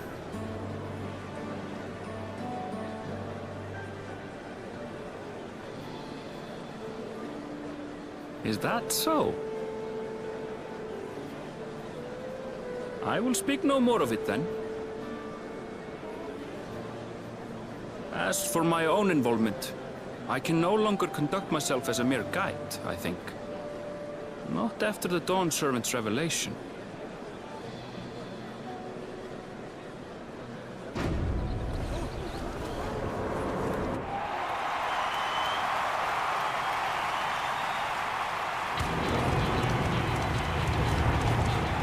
Here they come! It's Saralja! Such a fearsome mien. Make no mistake, there goes Tuliola's mightiest warrior! First promise, our village needs aid. The cold weather stunts our crops, and the children of our village go hungry. Once you ascend the throne, I beg of you, grant my people new lands, please! Serelja. Take heart, tiller of the soil. The Resilion son, blood heir to the Dawn Servant, has heard your pleas.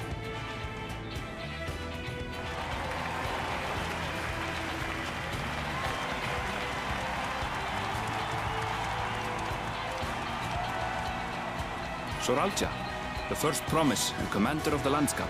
And the actual son of the Dawn Servant? Sarelja, the Talasia. As he was so careful to remind the crowd, Soralja is indeed the natural child of Gurul Jaja. Yep. And Resilient Son. Is that another title, like the first promise? After a fashion. Common knowledge has it that two-headed Mamulja cannot sire children. Yet Soralja was born all the same, with the head of Resolve's features and the head of Reason's scales. An extraordinary example of life's unyielding resilience.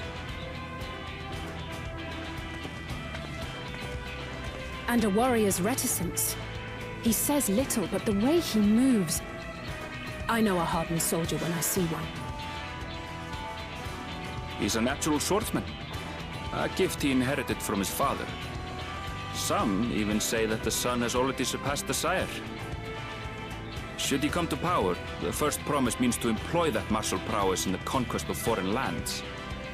For this, he and his supporters have been labeled expansionists.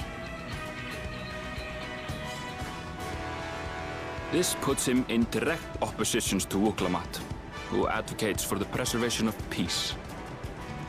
You may recall that she spoke of a claimant who cannot be allowed to rule. That is Soralja, the warmonger. Right.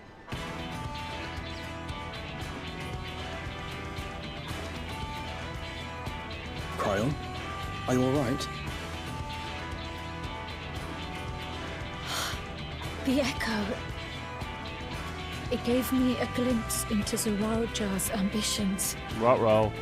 Deep and unknowable, like an abyss. Yet at the same time, a roaring, unquenchable fire.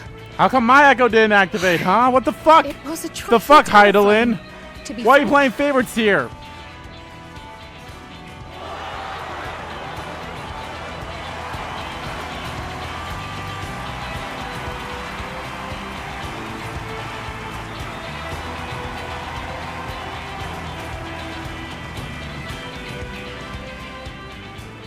Second promise, you must bring us more marvelous conveniences. More dirigibles and trains and the like. We need you in charge to make trading easier. The elders, they complain about abandoning tradition. But we're not like them, afraid of everything foreign and new. You have our wholehearted support. With your ingenuity and knowledge, you're sure to win the contest. Forgive me, but the rite of succession is barely begun. I will hear your petitions if and when I am named Dawn Servant. If you will excuse me.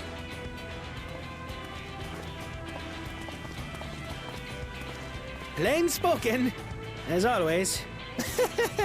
That's Arcona. Practical to a fault.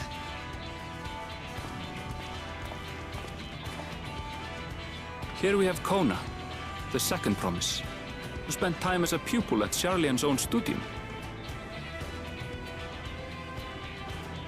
Now that you mention it, I think I did see him in the halls once or twice. There was nothing to suggest he was Turali, much less from a royal family. That was by design. He forwent his usual garb and took an Eorzean name to avoid attention. So it was Kona who introduced the dirigibles. And the railway too, given what we just heard. In furtherance of his goal, to enrich Tuliolal with every bright notion he learned of in Charlian. He is the hope of those who prize innovation. As aloof as he may seem, Kona and Wuk Lamat actually get along rather well. They bicker and banter as only close siblings do.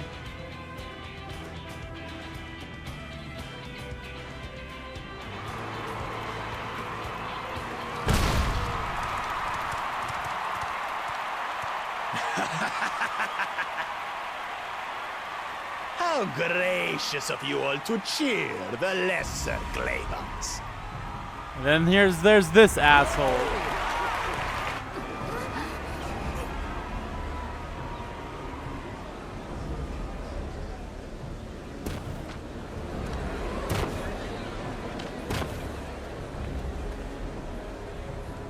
Oh, come now. What are you afraid of? I'm no different from your Dawn servant. That my kind should reign is Mamulja tradition, and has been so since before there was a Tuliyola. I'll brush aside your feeble contenders, and then you'll see who deserves your fealty.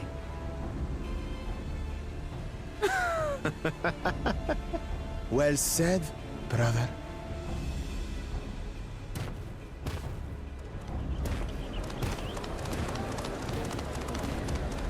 The Mamulja have finally found peace in Tuliyollal. A pity those fanatics are intent on keeping that tradition alive. The chosen of Mamuk, Bakul Jaja, winner of the recent martial tournament, and the only claimant not of the Dawn's promise. His strength is undeniable, but you see how he is. A few devoted Mamulja are his only supporters. What would he do with the throne should he win it? His policies and so forth. I doubt he's thought much beyond winning the contest itself. Yeah. But one thing seems probably certain. If he does become Dawn servant, he will see the Mamulja exalted as the ruling class, and all others forced into subservience. Sounds like another that cannot be allowed to rule.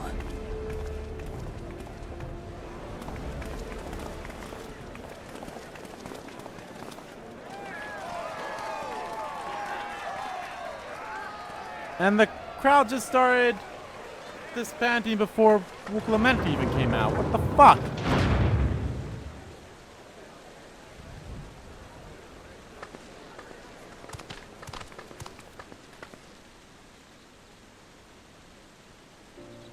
We wish for one thing and one thing only, Third Promise. To abide together in harmony with our neighbors whom we love in this land we share. It is our way, the Turoli way. Galul Jaja built for us this peaceful nation, and we beg you to preserve it. You have my word. I won't let your pleas go unanswered.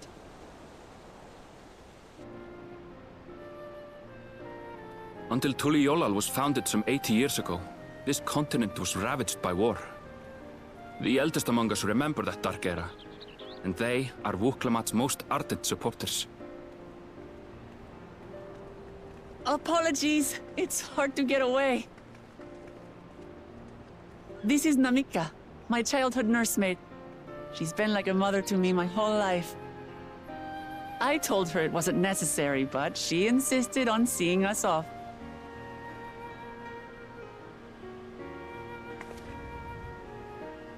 I place our precious Third Promise into your care. Did you know Wuk Lamat was taking part in the Rite of Succession? Of the Dawn's Promise? I thought it was only Zoralja and Kona. If she has any accomplishments to her name, I've yet to hear them. Whoop. Compared to the two Mamulja, she pales in martial prowess.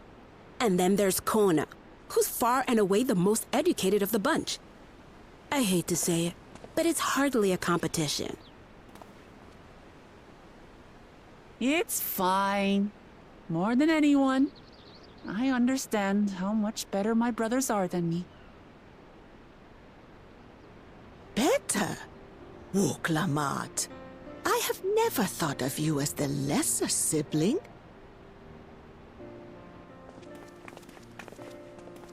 Your brothers may excel in their respective ways, but you boast qualities that both lack. A strength that is yours alone. Having cared for you for so long, I should know. Thank you, Namika.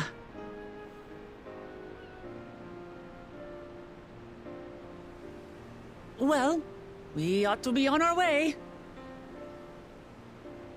Yes, hurry along. I await word of your victory with bated breath.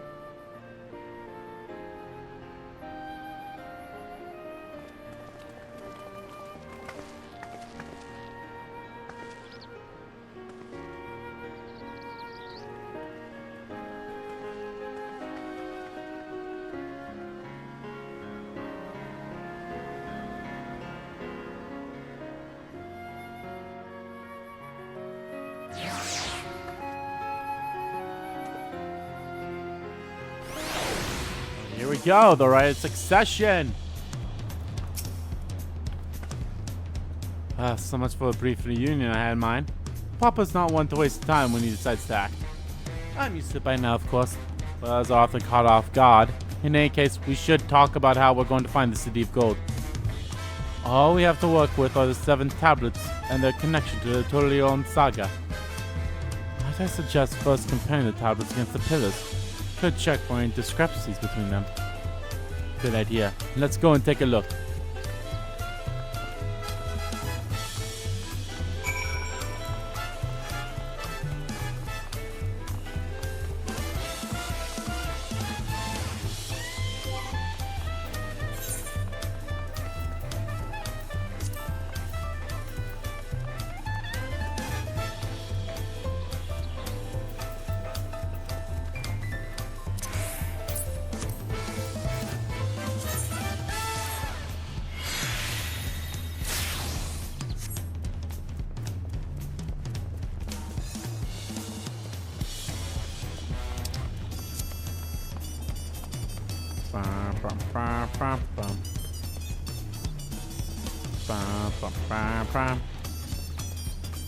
This is really good for this.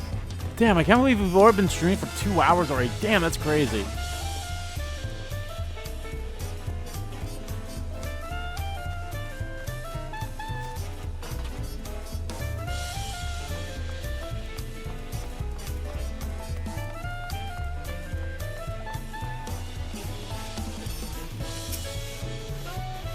That makes everyone. Wuk Lamat, the tablets, if you would. Of course.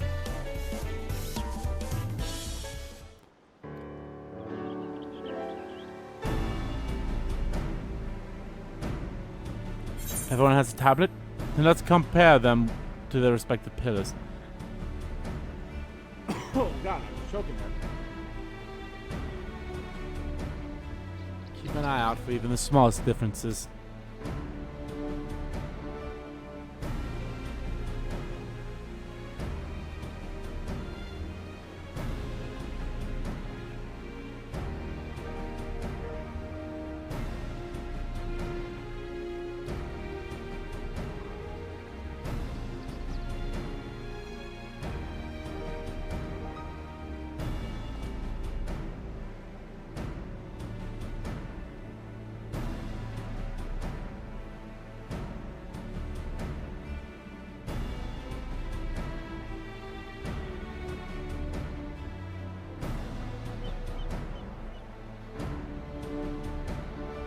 I'm missing something. The cliffs appear to be identical. The only difference being that the tablets have hollows where the keystones are to be fitted. So now that we've established that the things are the same, where do we go from here? The Dawn 7 said we were to recreate the path he walked in uniting Tural's peoples, and we would encounter 7 electors along the way. Then we have the answer here in front of us. Papa's path is laid out in the Turlion saga.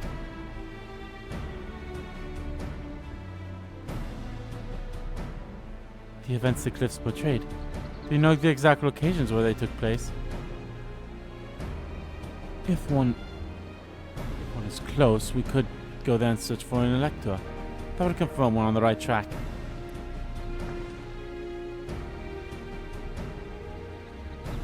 Let me think. The Day of the Reeds was in the nearby Hanu settlement. Papa took me there once. It was during festival season, and the whole village was alive with good cheer. And there's also the Day of Gold. That will involve the Pelu village, which is about the same distance from here.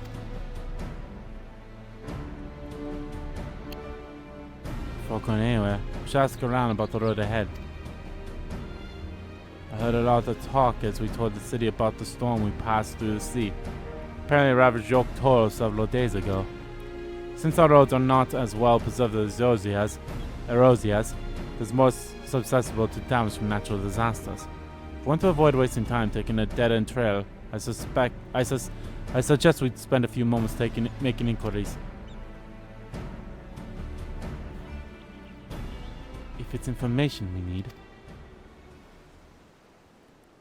just leave it to me. I'll bring the information to us.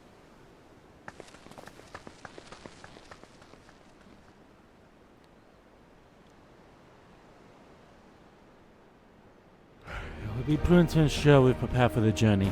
I'll guide you to the accommodations I've arranged. It's so weird just seeing the helmet on like that. Like I get, but like, oh my lord.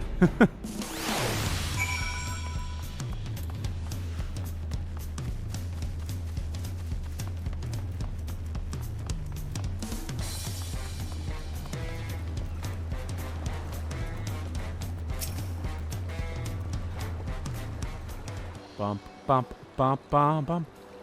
That's right. The reservation in the Wuk Lamat's name. If you don't mind, I'll leave my companions to you. Certainly, sir. I'll go and track down the third promise.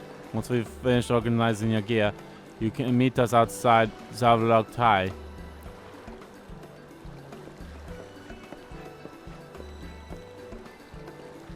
Greetings, visitor.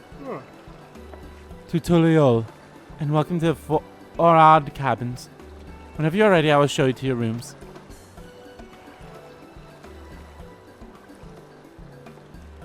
Dun, dun.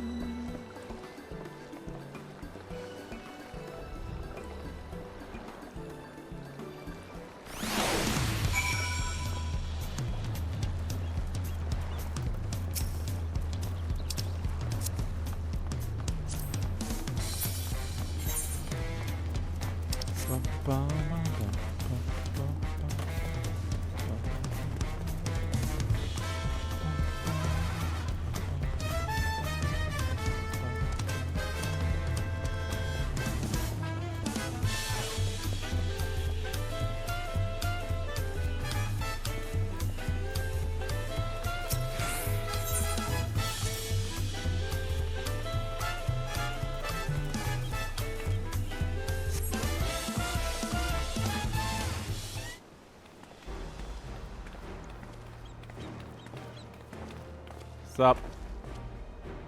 Trust you to be the keenest to head out, Andy. But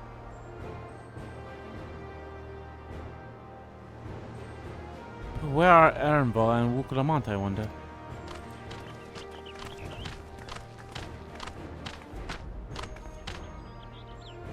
Oh, good, you're all here. Who might your companions be? Seeing as we need information, I thought who better to get it from than the locals. These two hail from the villages we're thinking to visit.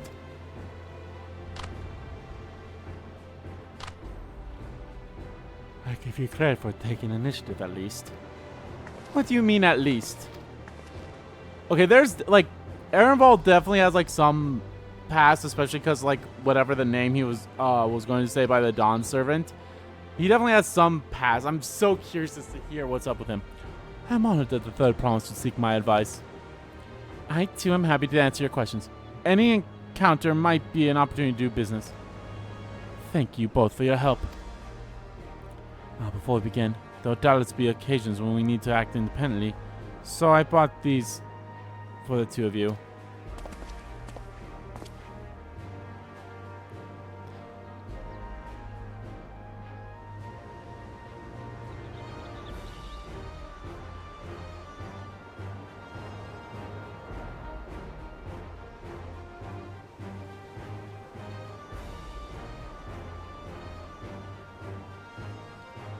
What's this? This is called a link pearl, a gemstone harvested from a special shell. When linked together, they allow people to communicate across great distances. Is that so? What a handy thing to have.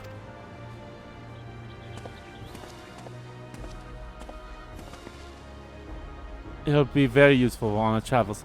Speaking of which, I should get back to introducing my two friends here.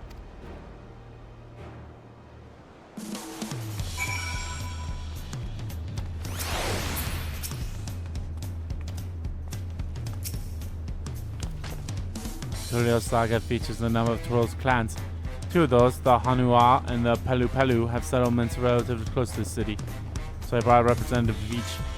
As I mentioned before, the Han are a cheerful people who love their festivals. They make their appearance in the Lay of Rite, and their home village, Okahan, is located in Kanzuuka. The other smaller fellow is one of the Pelu, a clan businessman folk from Ukapaka. They appear in the Lay of Gold, and crafts all kinds of marvelous goods in Wacho, their village.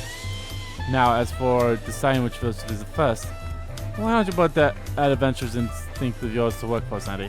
Pick our destination. Upon completing this quest, the main scenario branches to 2 quest paths.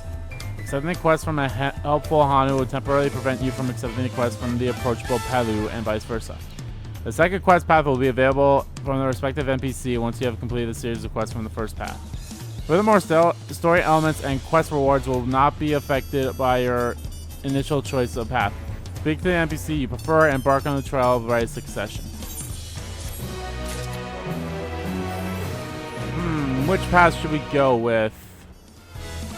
Let's do the helpful Hana. The quest to Uropaka will become available once you have completed this quest series, beginning with the helpful Hana. So, what is it you'd like to know? The route to Okahan. We go south through the Arch of the Dawn. The follow the road which runs along the Kanzuka River, is that right? It is. Be warned, however. My brethren tell me the recent storm has rendered the path even muddier than usual. The footing is quite poor in some parts. Far worse than the destruction visited upon our homes, though. Houses were torn apart and several people injured if not killed. Even our beloved festival is in danger of being called off this year. If you do still plan on going, I urge you to proceed with caution.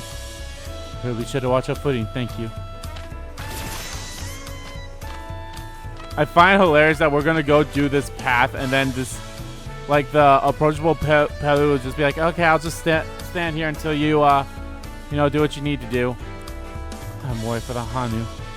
Sounds like they were hit hard by the storm. Anyway, if we're bound for Kazamauka, we should head over to the Arch. We'll be back to talk to you in good time, Master Merchant. Meanwhile, you can eat and drink your fill in Arch Hotel. It'll be all arranged.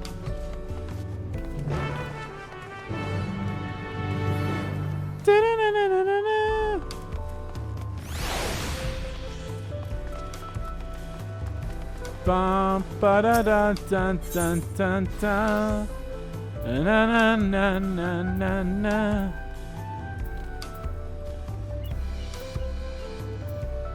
I guess it's not that far, but it still kind of sucks that it's like you're not really that close. Oh, it's just straight up this way. I wonder how many quests it'll take for me to get to level 91.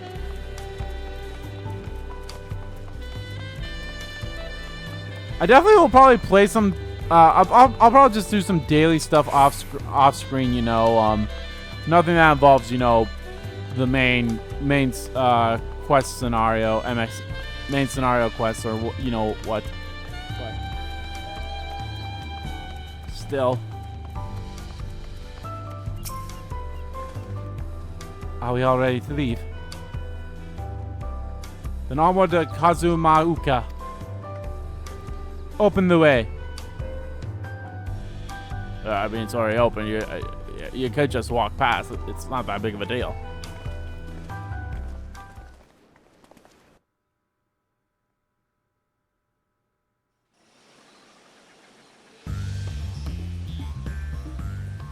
Kazumauka, the land of rainbow terraces. It commands the gaze of all who visit without fail. The many-colored marvel. An endless torrent of water cascades over sheer cliffs to shape the wetlands below. To its relentless flow, all life must yield. Together with Wuk Lamat, we proceeded along the Marcy Trail, a road upon which the Dawn Servant and his comrades once traveled.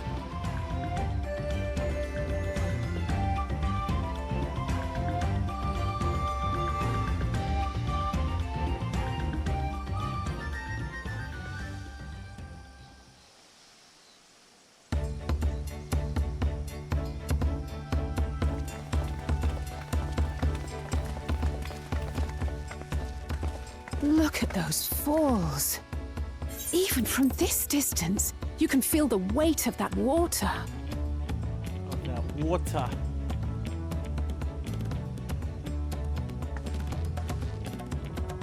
The Isle of Ham was impressive, but as you can see, Tuliyollal does not want for natural wonders.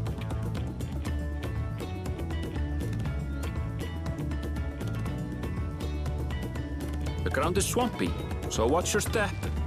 You wouldn't want to fall into a bog. I won't. I told you I've been here before. Come on. Okanu isn't much farther.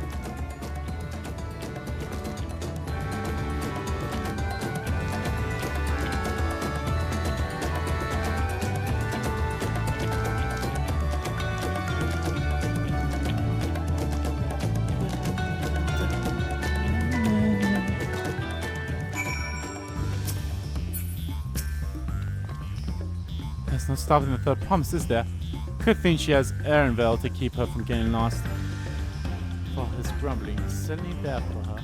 Everyone should be so lucky to have such a loyal childhood friend. Right, let's keep moving. If we continue along the road, we should find ourselves in the village before long.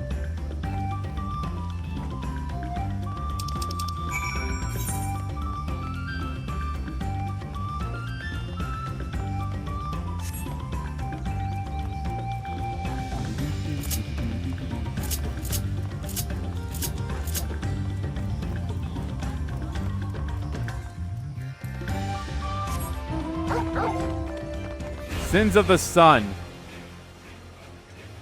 What? What?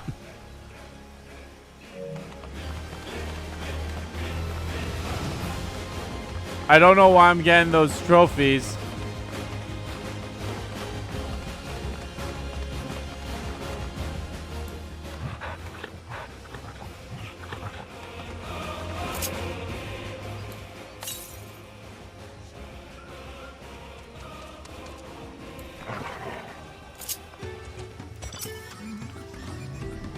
Ah, everyone's alive, then none of the worse for wear. Except for a certain third promise who slipped on the mud despite my explicit warnings. Hey, I asked you not to say anything. Anyway, this is the Hanua village I was telling you about. Okuhanu.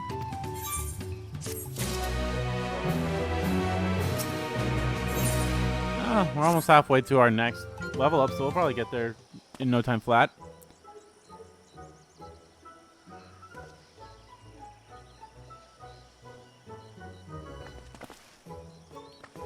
It's like our friend said, people are in no mood for festivals. I can only assume they are still recovering from the damages wrought by the storm. Indeed. Well, let's do what we can to do and find this Elector.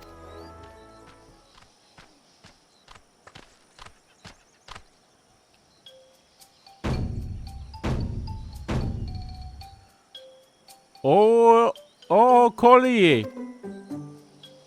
Oh, what now? It's a Halungrini. Surely you heard it the last time you were here. Well, I was busy enjoying the festival. Greetings to the third province and her entourage. I, Zanu Hal, welcome you to Okuhanu. As elder of my people, I shall also be fulfilling the duties of elector during the rite of succession. So our idea about the electors was correct. We just do as Papa said and retrace his path of the saga. I'm ready. Give me the feat and test my worth. All in good time, all in good time. In fact, I came to let you know that we are not quite ready to begin. For the moment, please enjoy the hospitality of our village.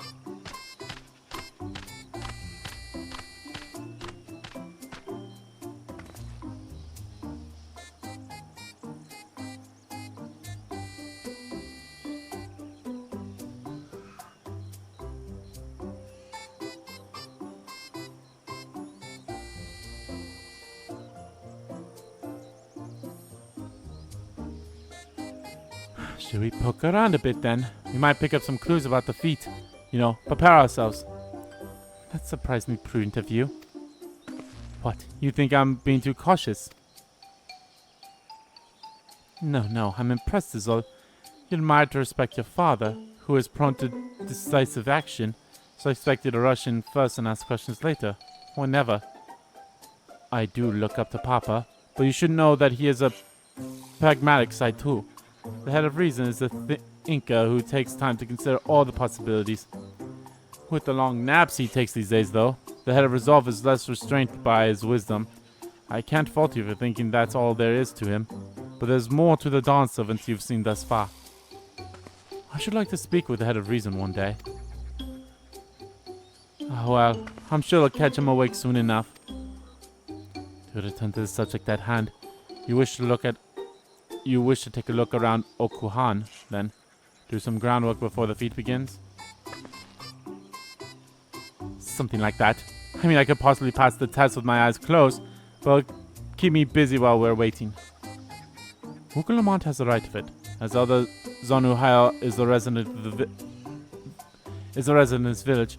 Learning more about it can only improve our chances to defeat.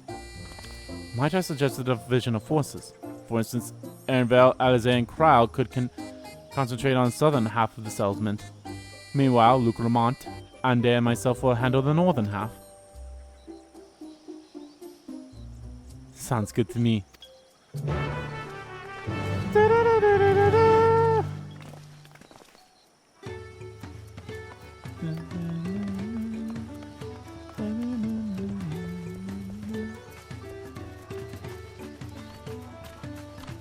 Gemstone trader. Welcome, welcome. You now have access to the region's gemstone exchange.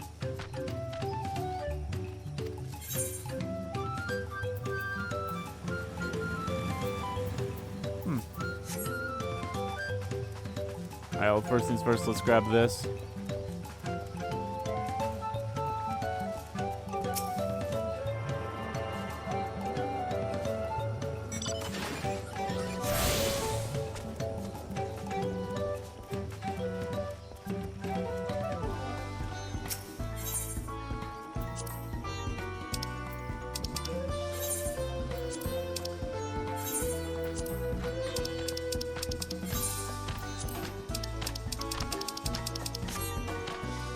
Make sure I get all my stuff prepared.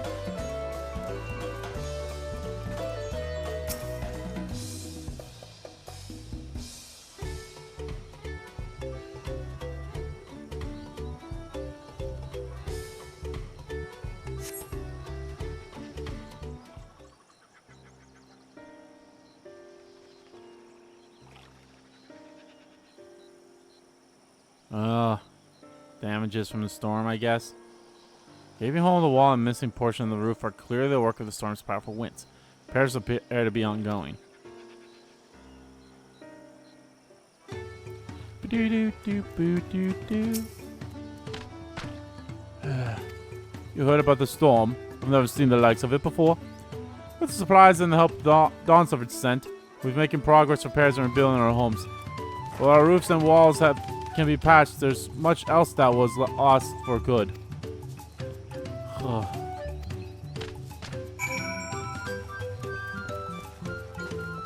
Okay, Lee. A lot of houses are still damaged in the Hanu. I've spoken to who are not their usual cheery selves. The storm broke more than wood and reeds. There must be something I can do to help them. I'm going to look around a bit more.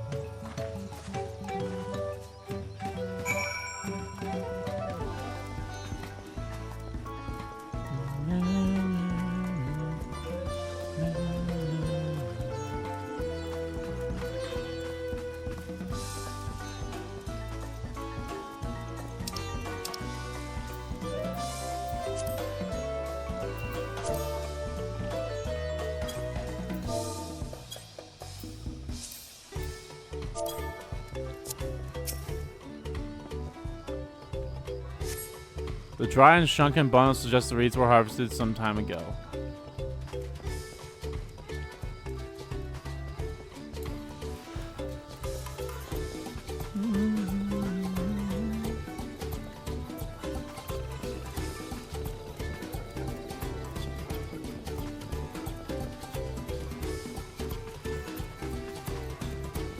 Boat of woven reeds.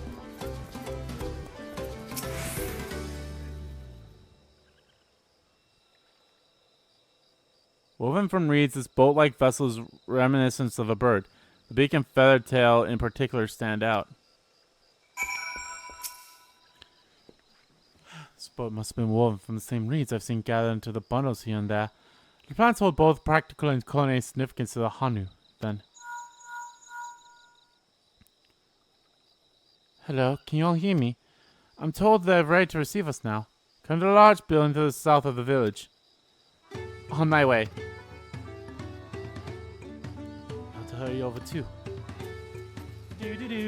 Do.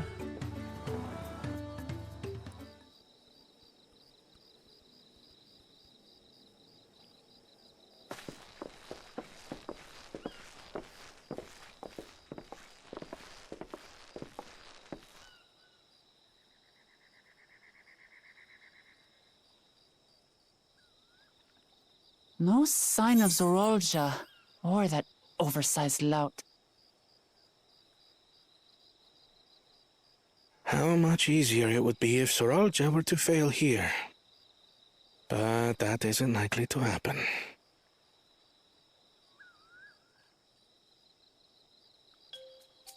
Honored guests, I am Zanuhali, Elder of the Hanu. I am also an elector, charged with judging which among you is worthy of ascending the throne. Without further ado, let us talk of the feat.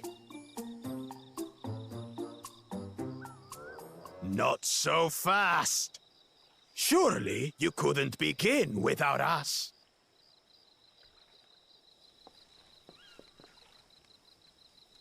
You made it after all.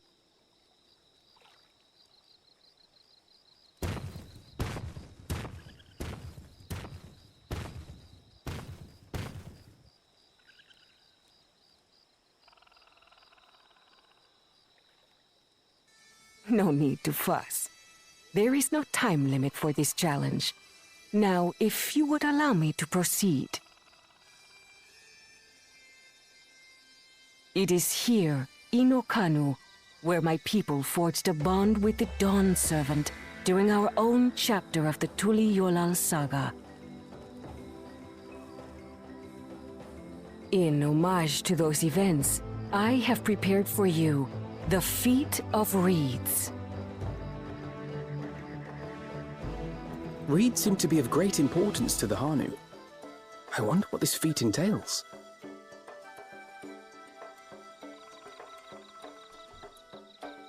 We use reeds in every part of our lives, be it as food or weaving material. But look around the nearby paddies, and you will see that this season, our crops are failing. How fortunate, then, that my appointment to Elector coincided with this predicament. For surely, those who aspire to be Dawn Servant would find the matter of an ailing harvest a mere trifle to resolve. Aye, well, it is indeed the duty of a ruler to address the people's woes.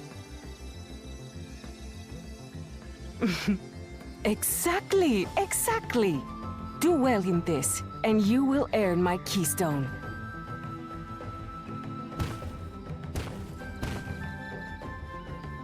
Why bother mucking about in the mud when we can take the stone by force? Oh, mercy me! You are a hot-headed fellow, Bakul Jaja.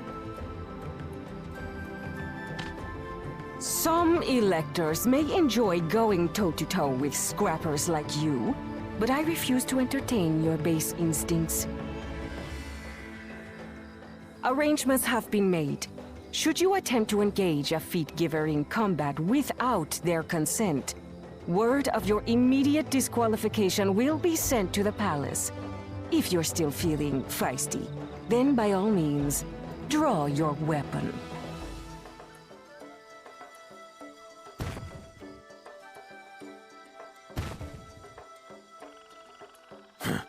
This contest is presided over by cowards. There's no sport in fighting you. Then we can return to the business of earning my keystone. The feat of reeds is begun. Claimants, I wish you the best of luck.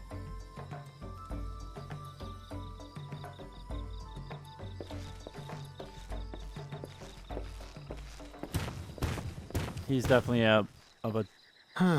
The clever kitty crossed the seas to study foreign novelties. He might know tricks we don't. Tricks we can use. What of Little Miss Mittens? You know the answer to that. Compared to the first and second promise, she's a distant third. Not even in the running. Then we see eye to eye on this, brother. Being Bakul Jaja so long with me has rubbed off on you.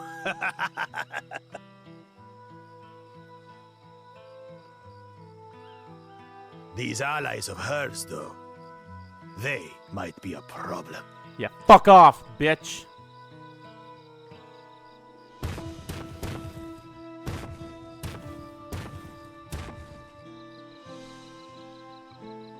Damn it! I'm just as qualified to be here as they are. I'll show them. Easy now. There's no time limit, remember? Let's keep calm and think things through. Right. You're right. I won't win against that lumbering Vidrol by losing my head.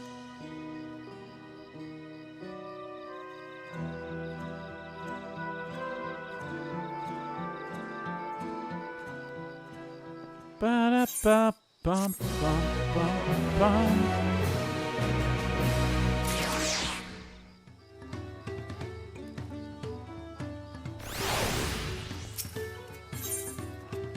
Alright, we'll get boots. I don't know the first thing about farming, but if there's a way to save the harvest and help the Hanu, then we're going to find it. I'll make Bolga Jada eat his words. Understanding the nature of the problem will be the key to solving it. We need to examine the reeds themselves and then deduce the cause of their poor condition. Annabelle, will you take us to the fields where the reeds are grown? Of course, follow me. Yeah, basically, so as you see, my inventory is definitely full of shit, but all that is kind of like materials for other stuff, like for fishing, cuisines and all that stuff. Actually, as a matter of fact, I could probably eat some of this shit here. You know, get a good duration of stuff. You know, fishing, metalworks, all that stuff. I really, like, if I could just get one more retainer without it cost, well, I don't know, we'll see. If it only costs, like, you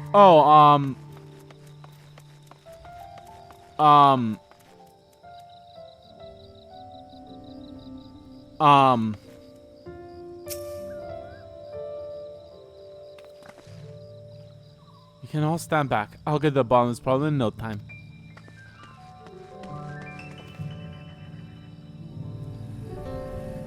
Give me strength. Let's all of us scour the fields and help our bold leader identify anything unusual.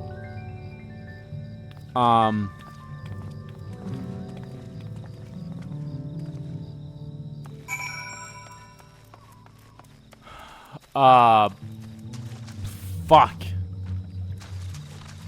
Yeah, if it only costs like, oh, you know, just costs $5, but I think it's also like, oh, I think it's like a monthly subscription to include another one, which kind of sucks if that's the case. I don't know, I'll have to look into it. As Aluna described, the reeds appear withered and unhealthy.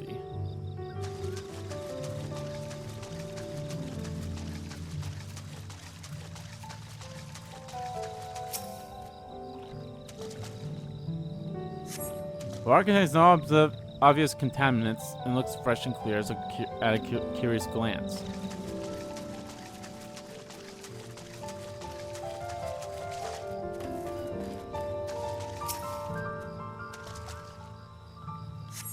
soil of the patties is, as one would expect, rich in color and suitably moist, not dry nor flaky.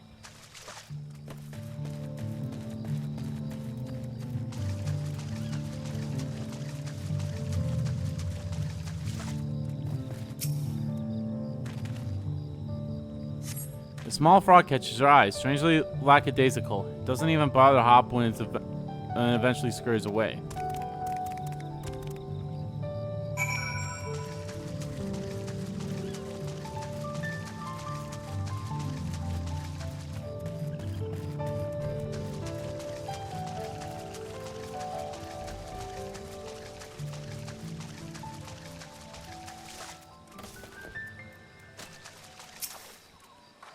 Seen enough? I'll call everyone together and we can share our discoveries.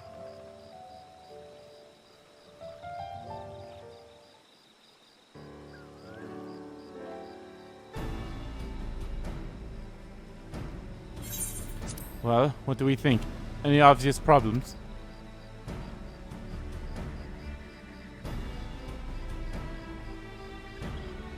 I agree. The waters look to be in good quality, as does the mud in which the reeds have been planted. The frogs and insects are unusually tropid. This suggests the problem has affected not only the reeds, but also the creatures which live among them. Could something invisible to the naked eye be polluting the water? We would need an alchemist to know for certain.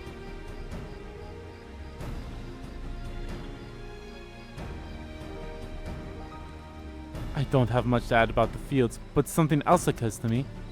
When we were describing how the creatures seem lifeless, I couldn't help but be reminded of all the listless villagers. It's a terrible tragedy, I know. There's another reason for their lingering spirits, I believe. Go on.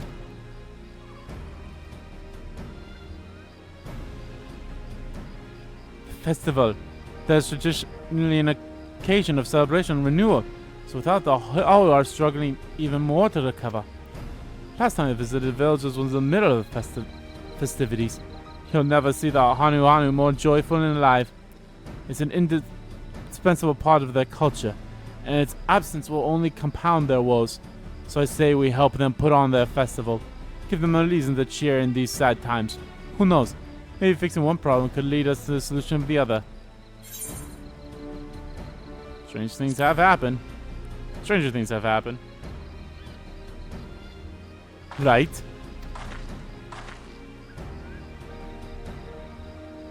I fail to see the relation between festivals and fields. Let's not be too hasty in dismissing the idea. Things which seem unrelated can later prove to be connected in surprising ways. True, and being bereft of ideas as we are, any proposal is worth entertaining. I suppose. Besides, this is Wuk Lamat's journey. It's only right that we follow her lead. Yee. Thanks, everyone. By the way, does anyone know where the festival float is? It's like a boat woven with reeds that look like a bird.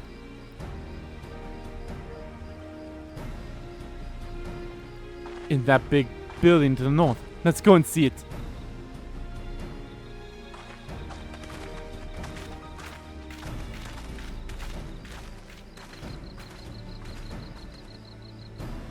There's much less debate when I'm traveling alone.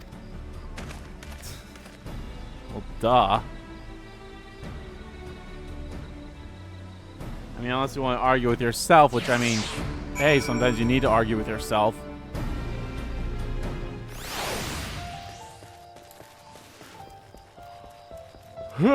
Okay, let's get a mosey on.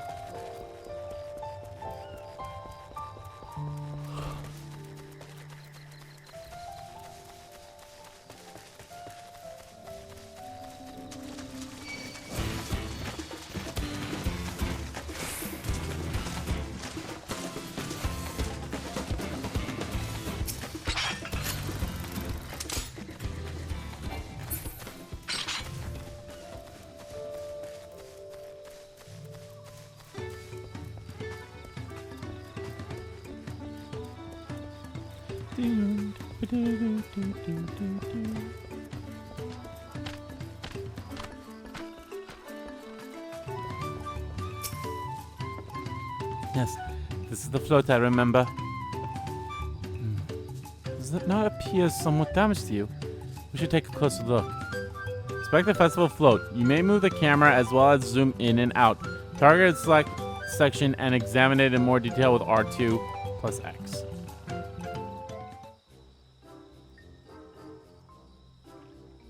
Oh, well, it's missing an eye. I can already tell that.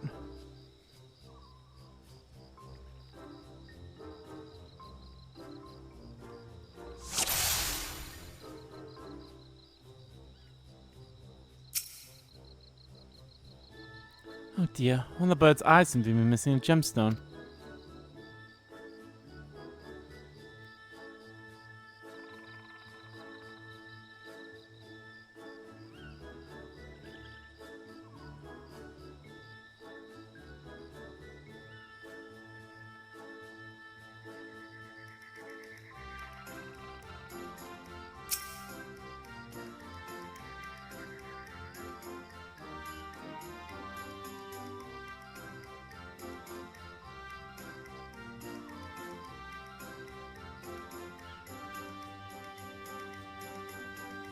But not really let me move around, huh?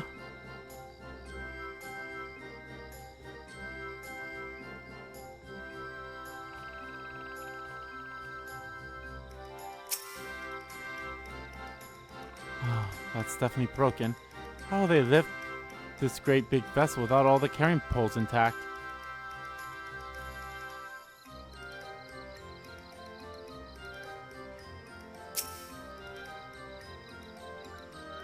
These tail feathers have seen better days. I swear the colors were a lot brighter the last time I saw them.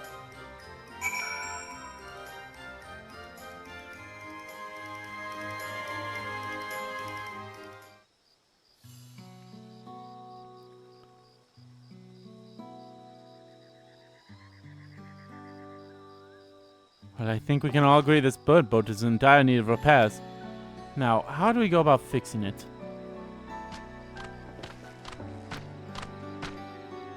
What's going on here? We were admiring a festival float. It's a shame in such poor state. Due to the recent storm, I gather? Yes, we had to leave it exposed while we were ushering our people to safety. With the float in this condition, there can be no lifting of wings, no inahana. Inahana, that's what the festival is called. I want to help you hold it. Have you not seen our village? Homes are ruined. We're struggling to make repairs, and you want us to hold a harvest festival?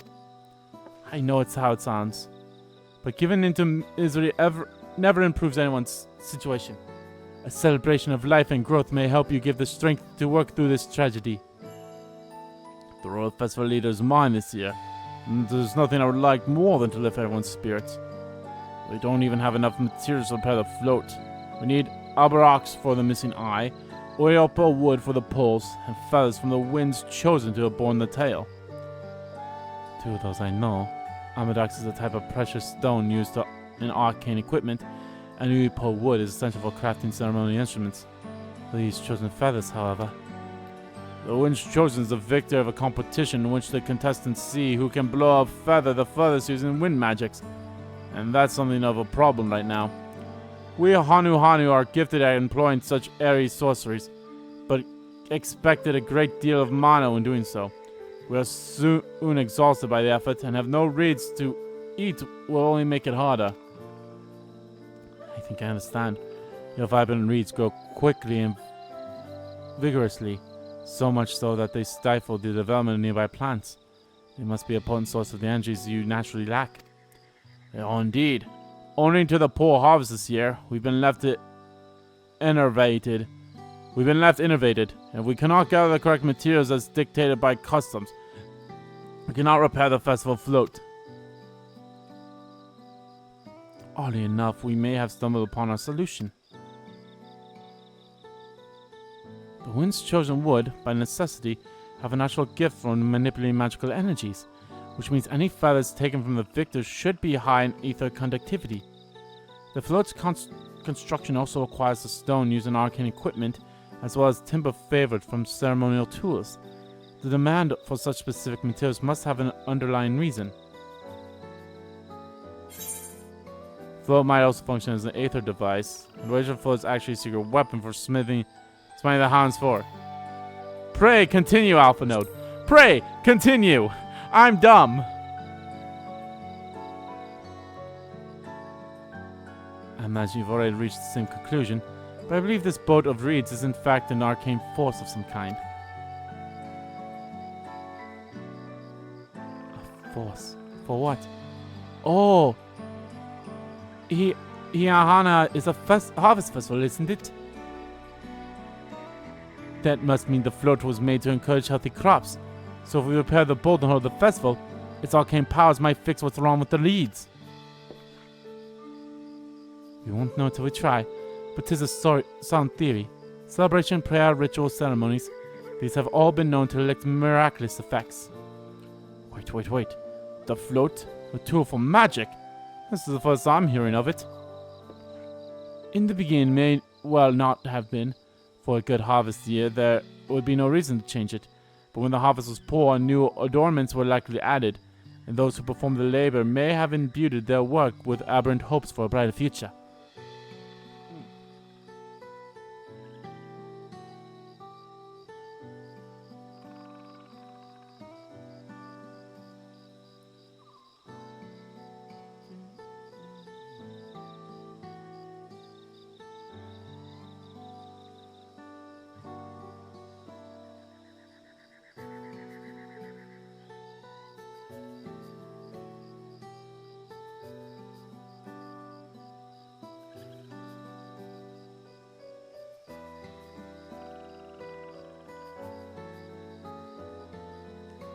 Through years of trial and repair, the Hanu would have refined their festival float into festival harvest prayers. Incredible. I know you're practically fainting from hunger, but reviving Hanu really does sound like the solution to all your woes, and I promise we'll do everything in our power to help you. I'm still not convinced about this focus business, but I accept your aid nonetheless. I will introduce you to the ship Rite, who's been maintaining the float these last few years. He's replaced both the eyes and the poles before, so he should know where and how to procure what we need. And as and I to acquire the feathers, we will encourage the people of Okunu to gather and vie for the title once chosen by sharing with them our own reserve of mana. I'll go with you. I carry some alchemic brews that may afford the same effect.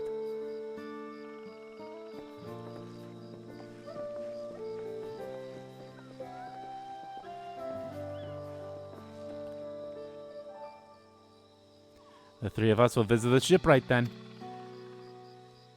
Yeah! Not without me. I've worked hard to fix the float as best I can. The responsibility is mine after all. I've not introduced myself, have I? My name is Linu Hanu. Nice to meet you, Linu Hanu. And certainly, let's all go together. This one's probably another female like the chief was.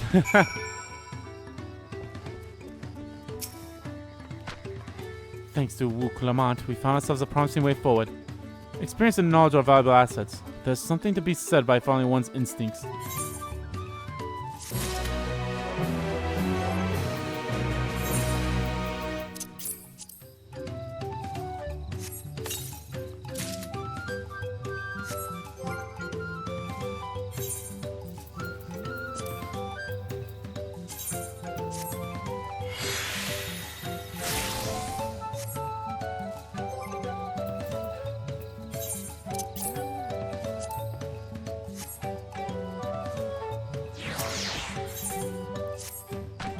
The shipwright's name is Wuk Avu. He is an ex-rebel who only moved to Kazamuka a few years ago, but has since mastered our customs to an almost frightening degree. He's especially strict when it comes to manners, so make sure to offer him a proper Hanu greeting. You won't want to offend him right before asking a favor. A proper Hanu greeting. Oh, that one. Don't worry, I remember how it goes. Then we shouldn't have any problems. Let's head to Oakbeck to the east of here.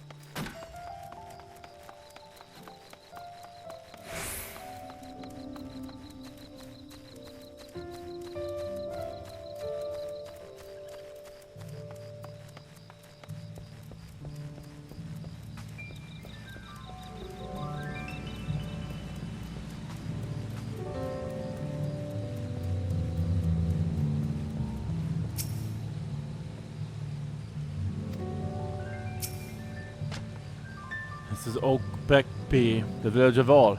Those who drifted into Kazumauka from Tuliol and elsewhere are welcome to live here alongside the Hanu. As for Wuk Evu, he lives and works in the House of Waters High at the top of that large tree nearby. Follow me, but I should warn you, the climb up the stairs can be challenging.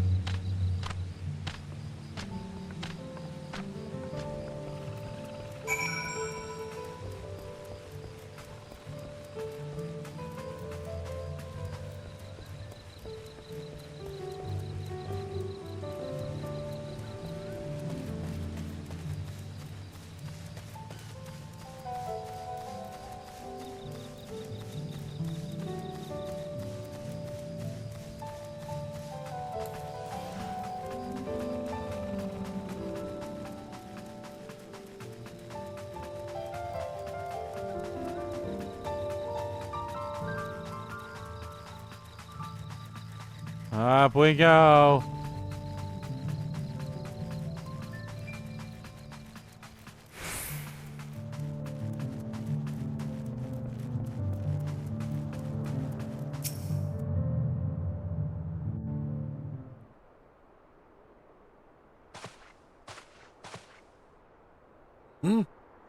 What do you want with me? Yeah?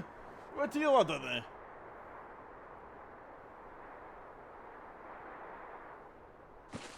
Right. The greeting.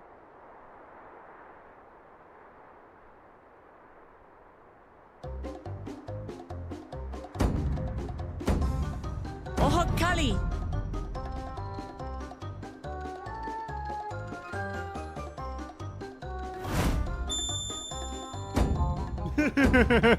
Oh, Kali! Oh, Kali!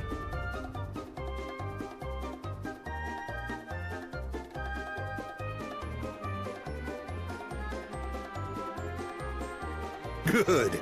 You brought your manners with you.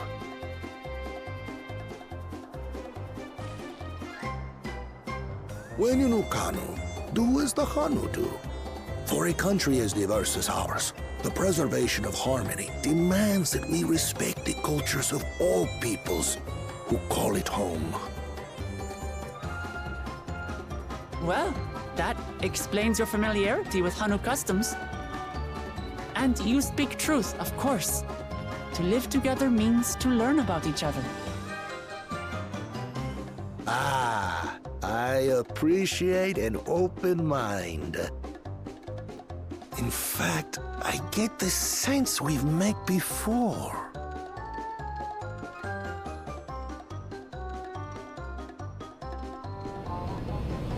You're Wuk Lamat. Wuk Lamat? Oh, what an unexpected honor for old Wuk Evu. Here I am prattling on about manners, and I've gone and insulted the third promise herself. There is no excuse for this betrayal of etiquette. Please, take up your axe and claim my impudent head. I will not. Keep your head. I hate formalities anyway, so forget about it, all right? All right then. All right then. Consider it forgotten. So quick. How prompt. We're actually here about the Ihihana float. It's in bad shape, and we need you to craft new carrying poles and a new eye. I'm told you work with Uyuipo wood and a certain kind of stone? Abokisha? That I do.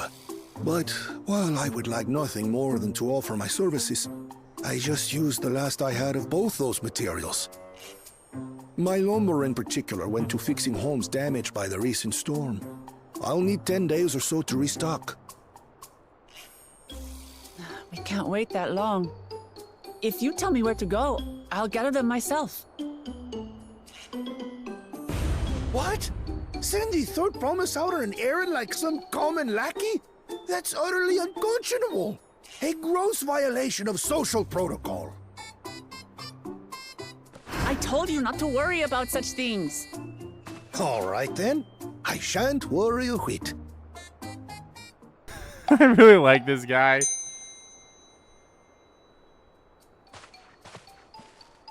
what's with your Hanu friend there? I am festival leader this season, and have come along to oversee the float's repair. As strange as it may sound, Wuk Lamat and her friends believe the float is an arcane focus, meant to encourage the growth of our struggling reeds. Too many Hanu have forgotten, it seems. But that is indeed the true purpose of the lifting of wings. Your education is impressive, Third Promise.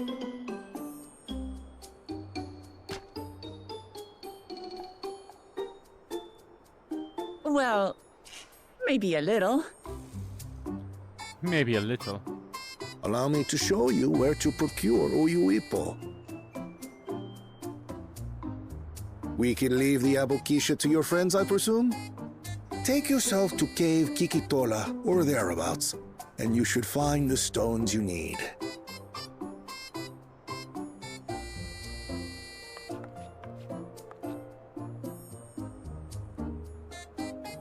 I've been there once or twice. I can guide you.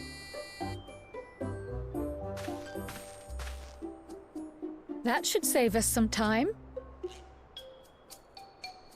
All right, then. Let's get moving.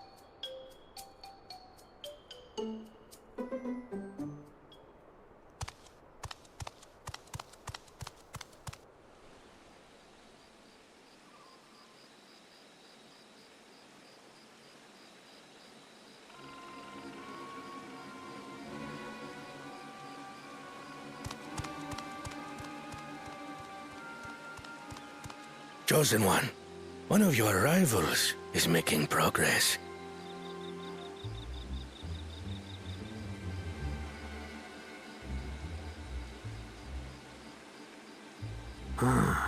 Ihiana, you say? Should our first choice fail to deliver, it might be wise to let this play out.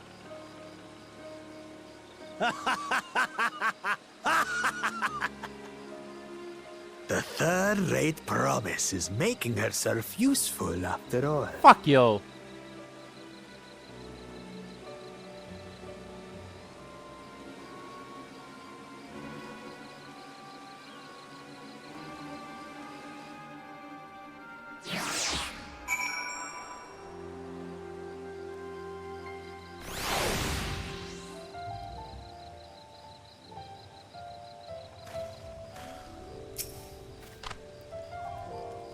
Cave Kitarosa, southwest of Okuhana.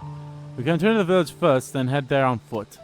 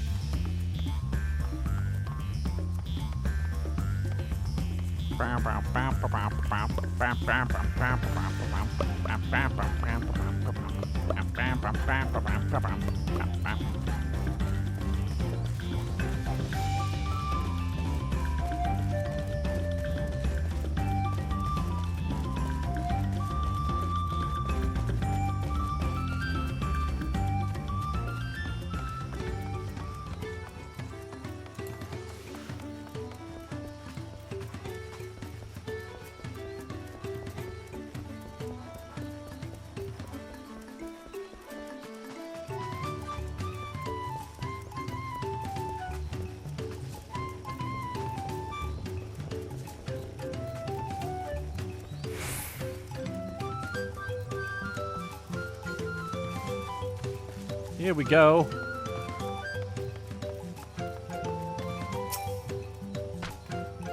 Southwest of here, was it? Let's be on our way.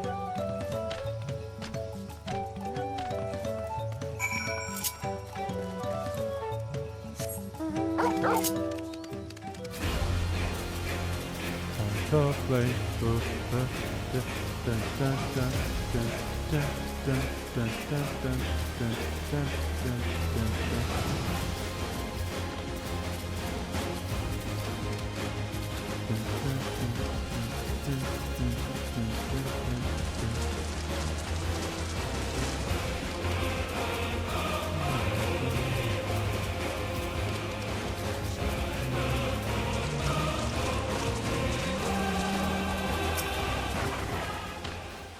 Cave Kotokola has promised, home of many deadly creatures.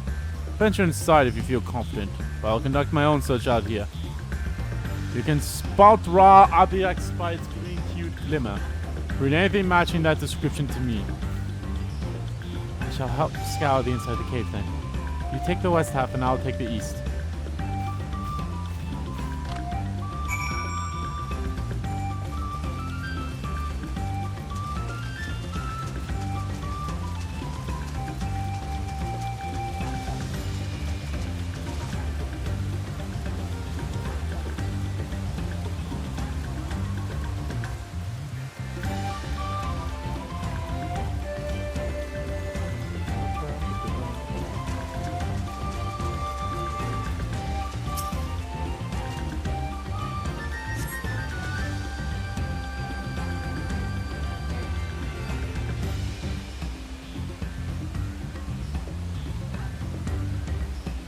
Upon closer inspection, you find that the glimmer you spied was just light reflected on the water.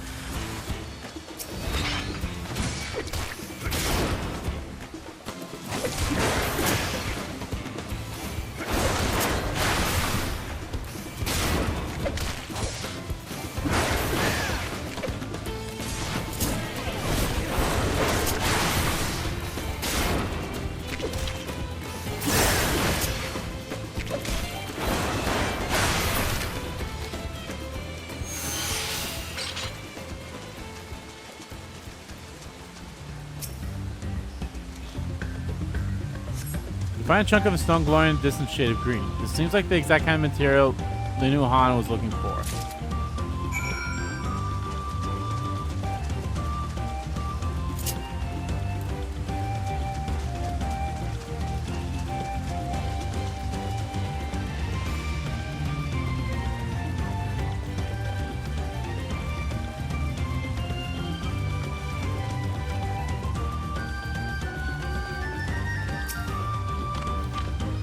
Packed over the ground near the entrance but found nothing. Did you have better luck inside the cave? Yes, this is the Abroxia. Along with Krau's contribution, we have more than enough for our needs. The stones you brought shine very brightly. I thank you both.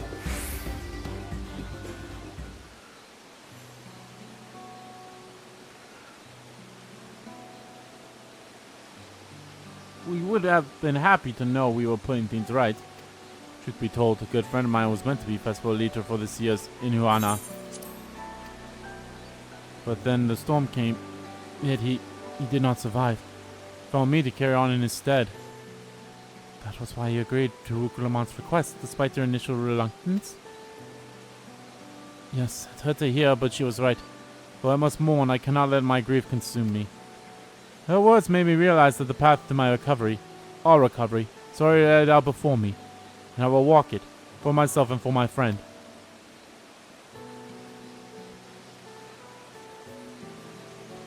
Thank you for sharing your story with us. Please rest assured that we've taken your plight to heart. I'm certain our companions are procuring the other materials as we speak. Everything will come together, and the Hanu shall host a splendid, uplifting festival. That we shall! With that, let us return and deliver the Ambroxia into Wuk's Evu's waiting hands. And I will be taking a mount unless we're going straight there. Goddamn, we are not going straight there.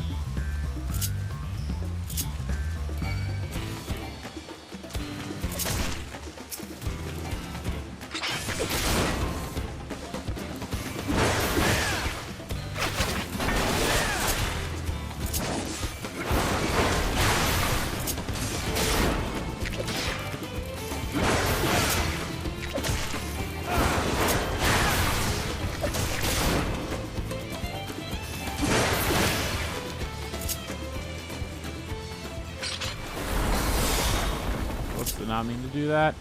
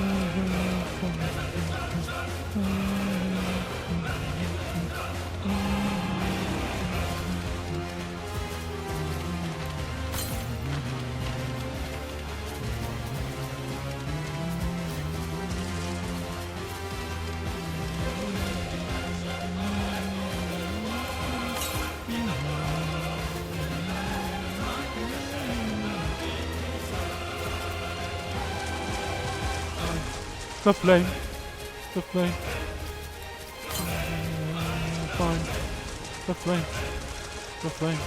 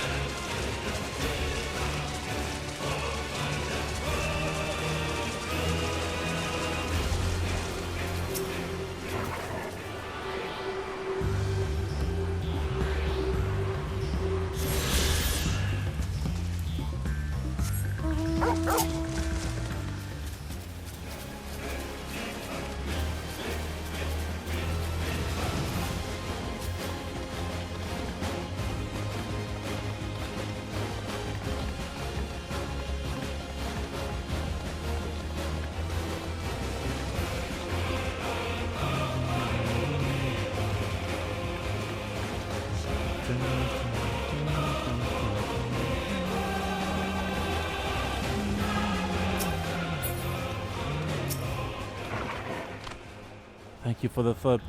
Thanks to the third promise under my swings, collected some suitable logs for Uripo, or the Abroxy.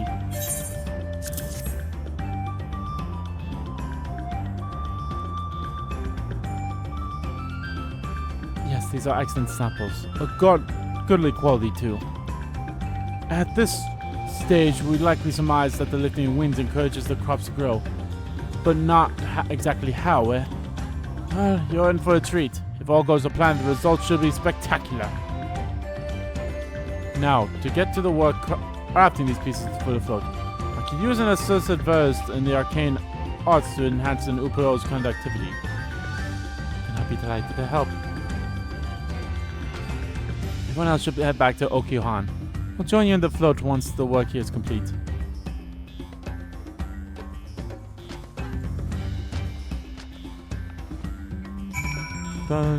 The power.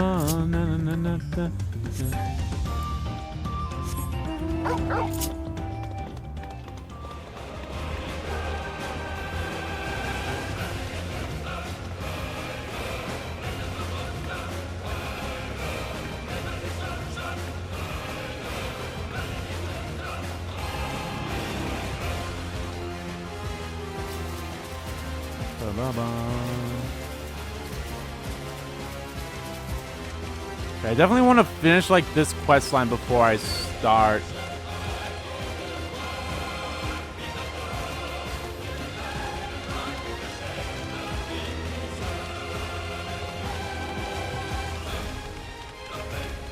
The flame.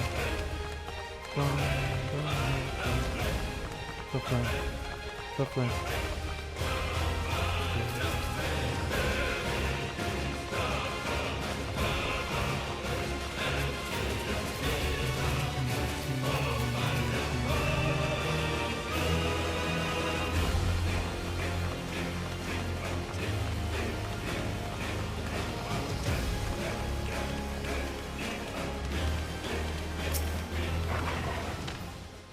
Carrying the Upo was a trial in all of itself.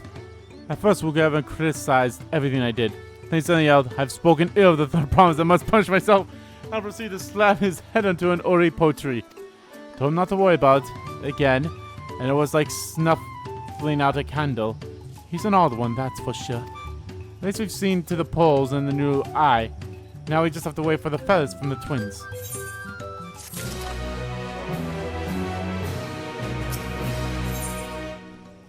The lifting of wings. We should get some rest before the excitement begins. Find the flame, find the flame.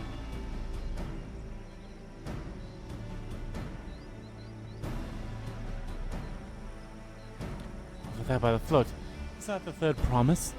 The rumors are true. She's trying to complete the feat of reeds by reviving Inihana. The festival is a prayer of healthy crops. Does she honestly believe that will be enough to save our harvest? The second promise, meanwhile, barely glanced at the fields before leaving Oklahoma altogether. Maybe we asked too much for our young claimants.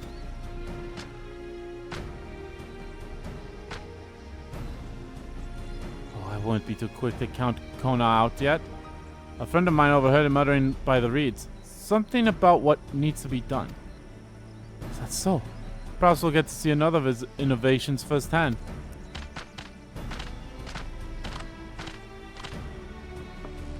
That sounds like our Kona. One look at the reeds was all he needed to think up a solution. But be that as it may, our own solution is nearly ready. Indeed, as soon as the others get back, our long-awaited festival can begin.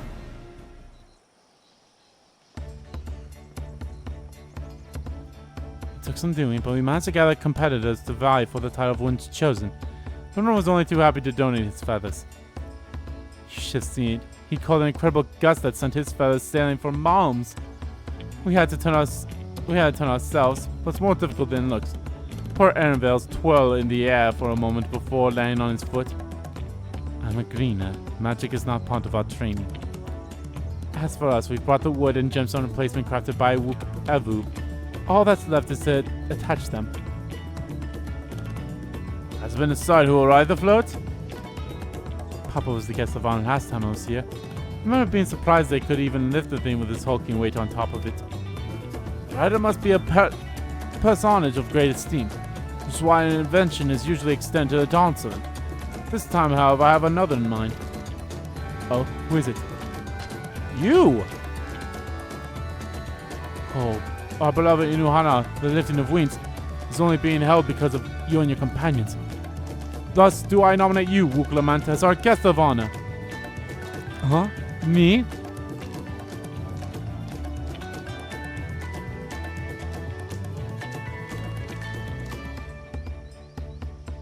This boat won't make me seasick, will it? I don't think so.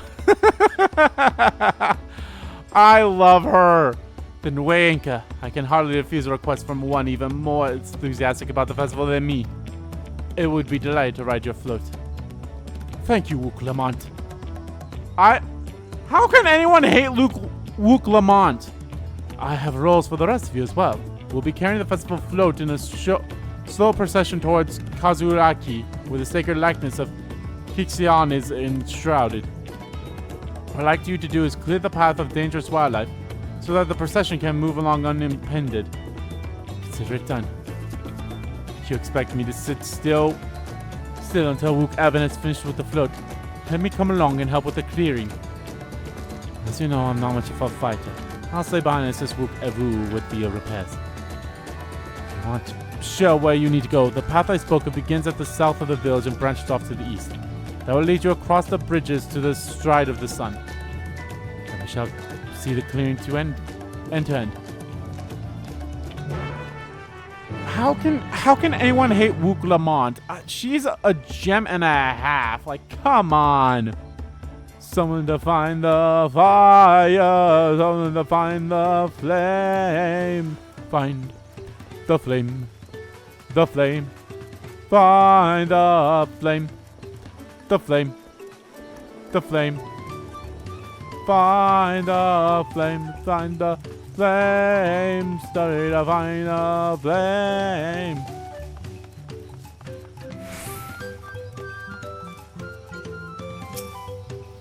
Sorry, Alpha, I did not mean to talk to you.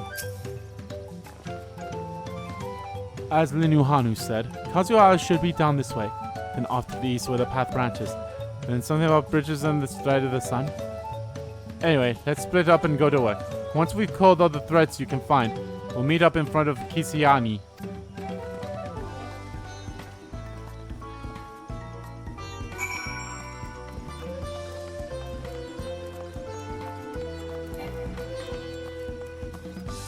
Find the flame, find the flame, find the flame, trying to find the flame, find the flame, find the flame.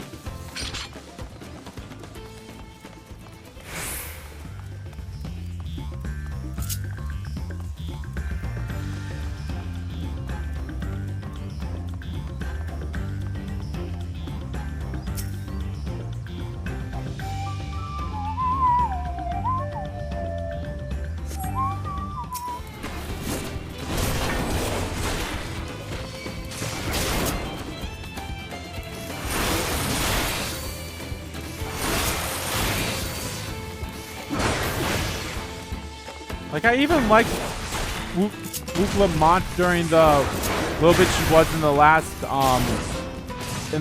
update when she was introduced. I liked everything about her in that too.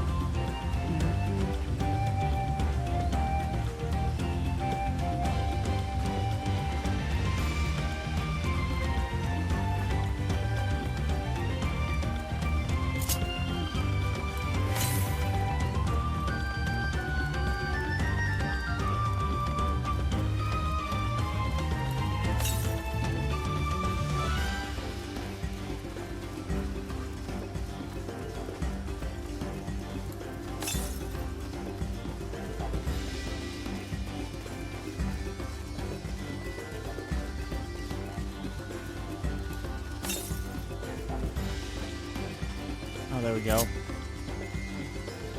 Yeah, I'm definitely going to go around and try to grab all these ether currents off screen too, obviously. But if we come across some while on our way here, we might as well.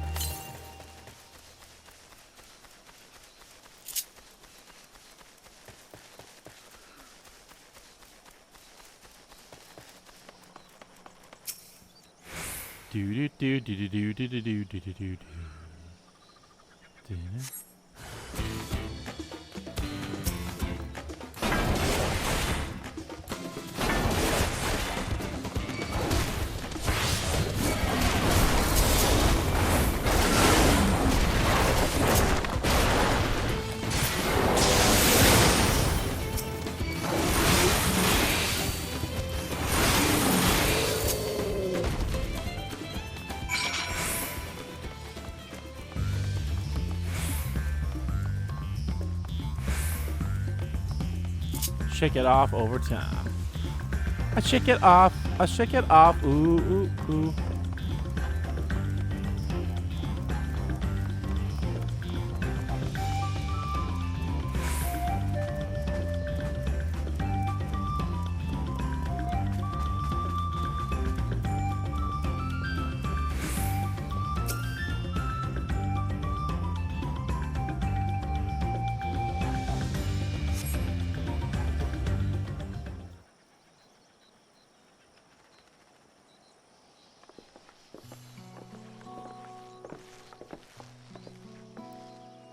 Ah, you are a step ahead of us. This must be the likeness of Kishaya,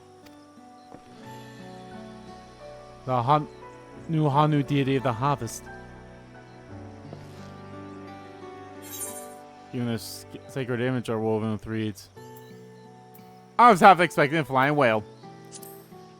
Look, my character is dumb, but come on. My character has moments where he's smart, but he's not... yeah. Makes you appreciate how much their culture resolved around the reed harvest, doesn't it? It says that Kichiha was worshipped on another continent. This ancient faith was then brought to Tural by the first Hanu. The Hanu migrated from here from another continent. Then mayhap the two do share a common ancestor. This is all very fascinating, but shouldn't we be getting back to the new Hanu? He'll want to know the path is safe for the procession. Right, I need to ride on the float. I'll run ahead and tell him we're done here.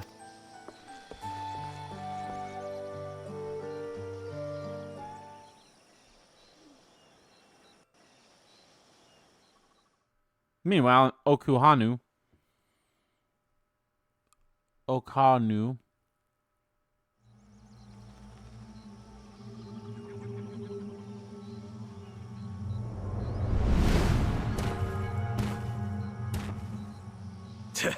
Not sure we heard you right, old man. Why don't you say that again?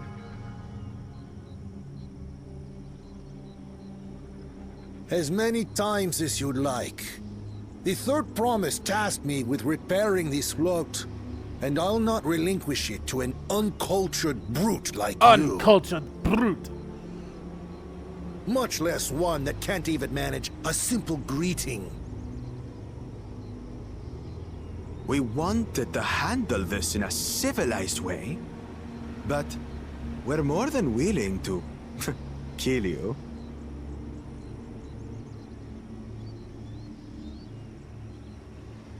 We have a two-headed problem. Yes, please hurry. She's on her way back already? Stand back, Wukevu! I will protect the float!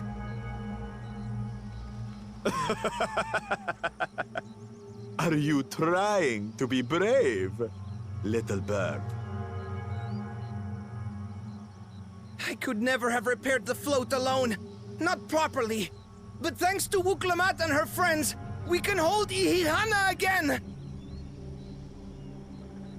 This is a priceless treasure! And as festival leader, I would die to protect it! Very well, if that's what you want.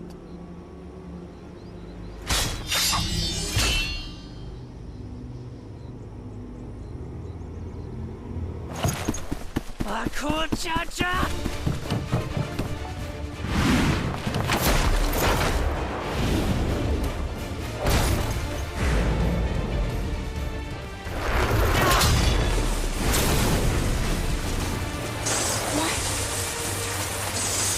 Damn, she's fast. I put everything into that blow. Good. The better for you to understand the gulf between us. But you need more lessons. We'll carve them into your mangy hide until you cry and beg forgiveness.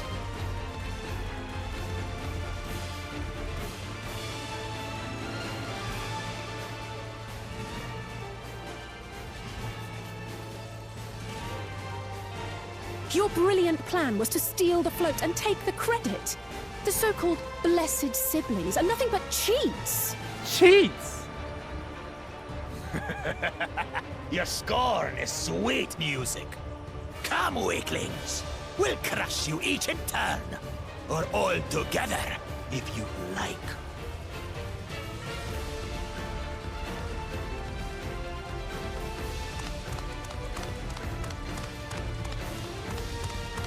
Calm yourself, Chosen One.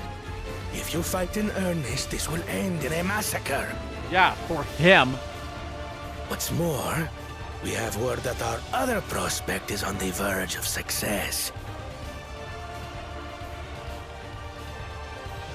Then it would be foolish to expend effort sweating nuts.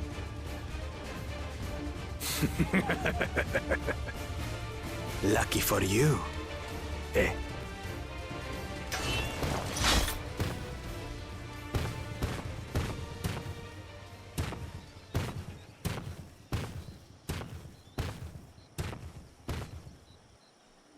Ugh, two heads. I see Mamuk still clings to that loathsome hope.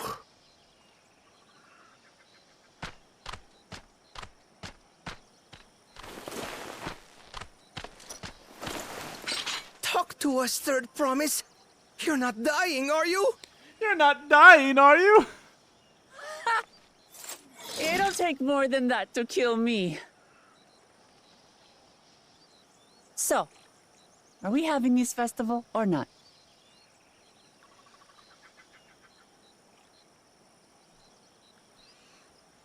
Yes! Yes, we are!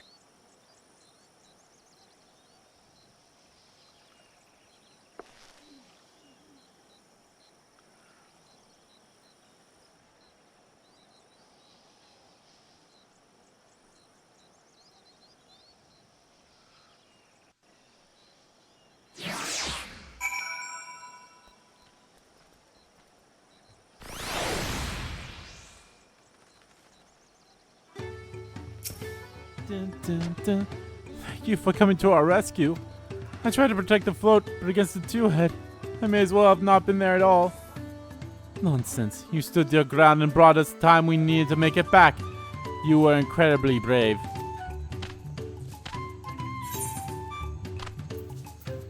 The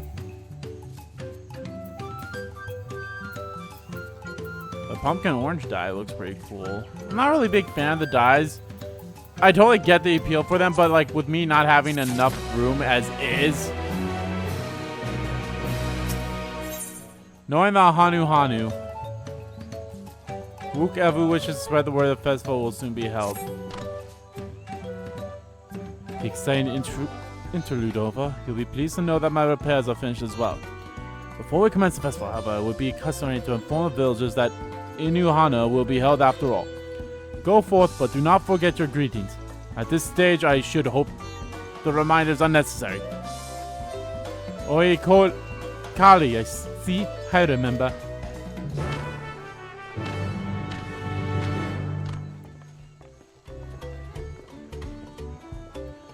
With the chat mode in Say, use your keyboard or software keyboard to enter the phrase containing the words Oho Kali to greet the Okuhanu villagers.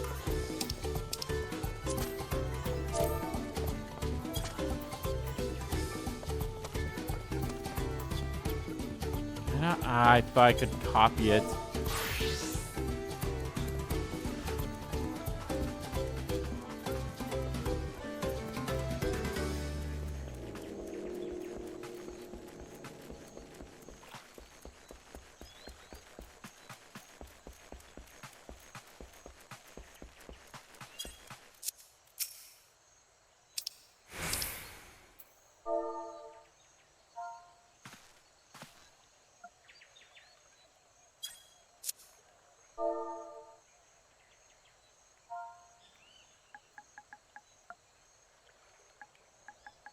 Oh.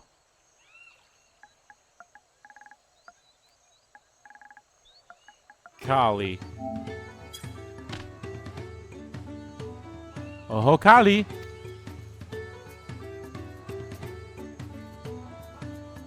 Thank you for letting me know. I would very much like to attend the festival, but the repairs should be finished as soon as possible. What to do?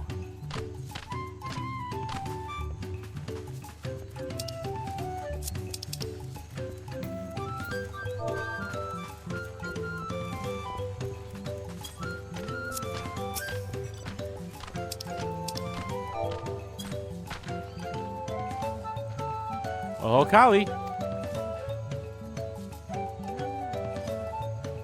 Festival's about to begin? What do you expect me to say? Besides, of course I'll be there. Cleaning up the storm's aftermath may have been hard on us all, but the lifting of the wings is tradition, and a joyous one of that. I won't sit here brewing my days away. Give me a moment to get ready.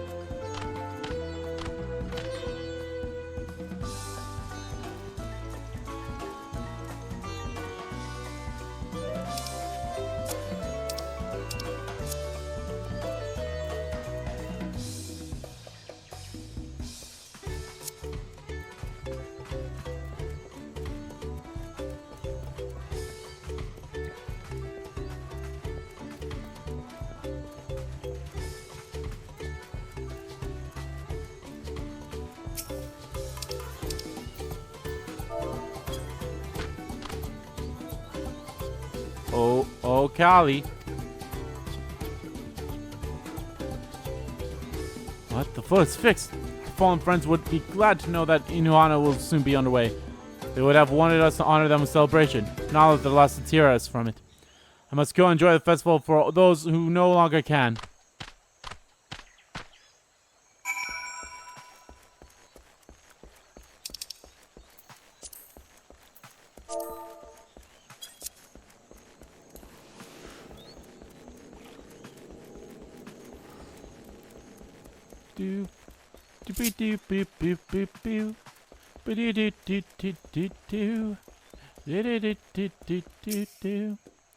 The Hanu were pleased to hear the festival is going ahead, I imagine. That as well. Once your friends return, the lifting of wings can begin at last.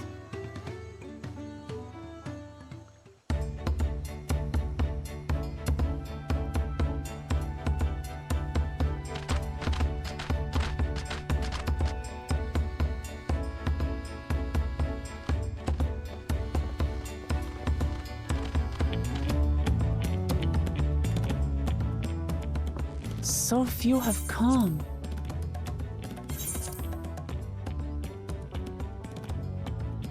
Patience. Once Ihihana gets underway, no Hanu will be able to resist joining in. Just so. Ukewu knows well the heart of the Hanu. Have faith, Third Promise, and climb aboard the float. It is time for the lifting of wings. Right. Off we go.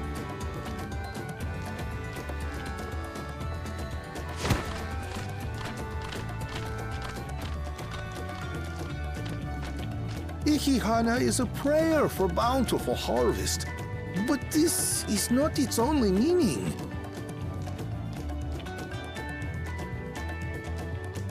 It is also an exchange of pledges between rider and bearers, a commitment to a long and fruitful friendship. Listen well, friends! The personage we bear today is Wuk Lamat, the savior of our beloved festival! Let your shoulders burn, or your feathers fall out! But do not even think of dropping her!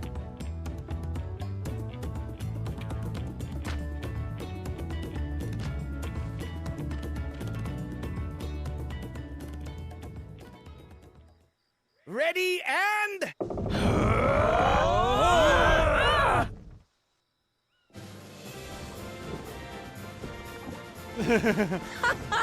I could get used to this.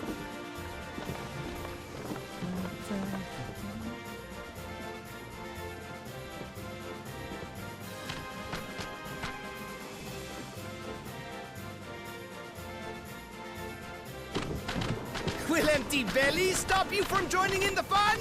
Come and help us carry the float!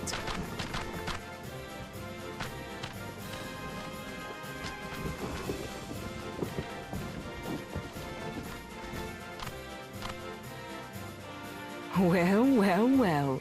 To see the day that Dawn's promise would ride our boat again. We've not had the honor since you were here, Gulul Jaja.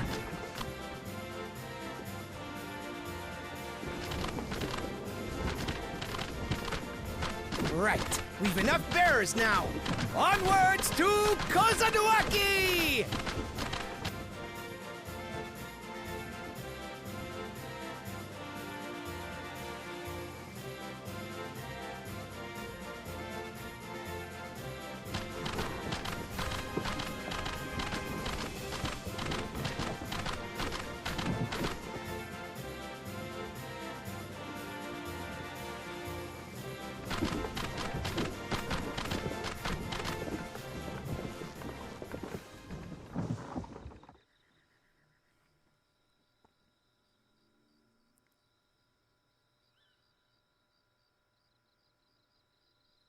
Watch well, for you are about to bear witness to the true glory of Ihihana.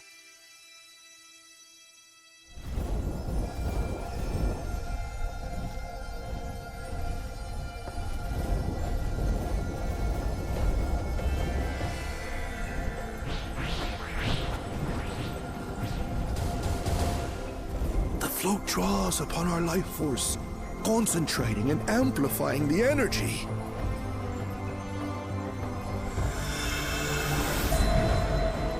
Kishaihi then receives that energy and expels it in a great burst, where it showers down upon the land to replenish its vital currents.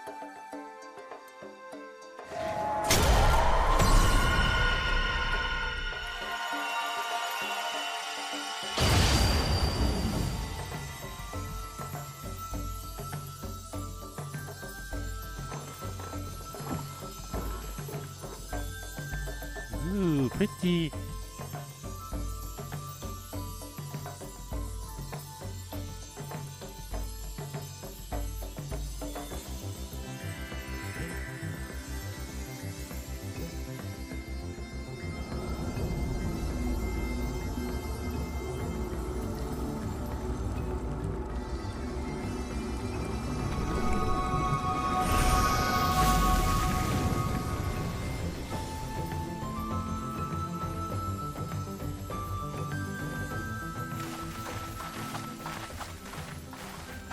It worked. Like a literal charm. The float really was helping the reeds. That was amazing! To think that such a thing was even possible!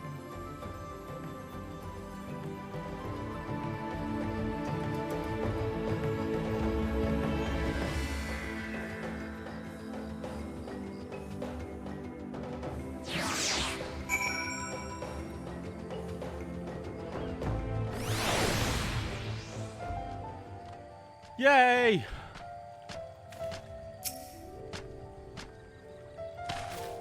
Should I have left the float behind like that? I'm so excited to see the reeds. Nothing to worry yourself over. My brother had been swept up by festival fever. Last I saw, they were taking turns on the carrying poles on the way back to the village. Please feel free to look over the fields and enjoy the sights of what you've accomplished.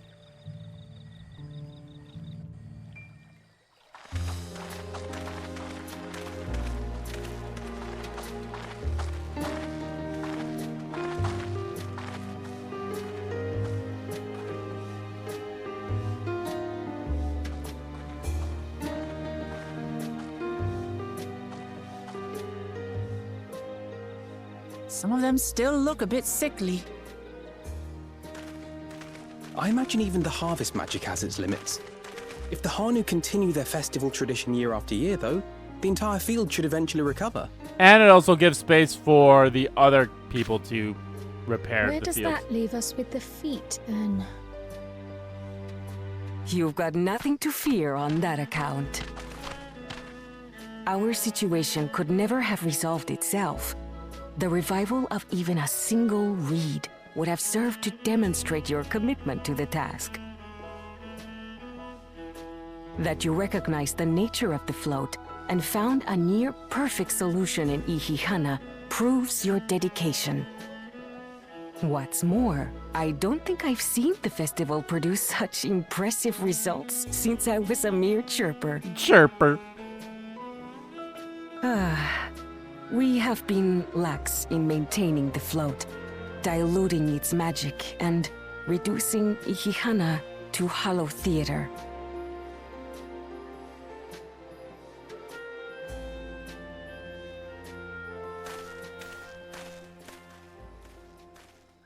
Kona! I was delayed by an unpleasant encounter, but it seems I arrived at a good time.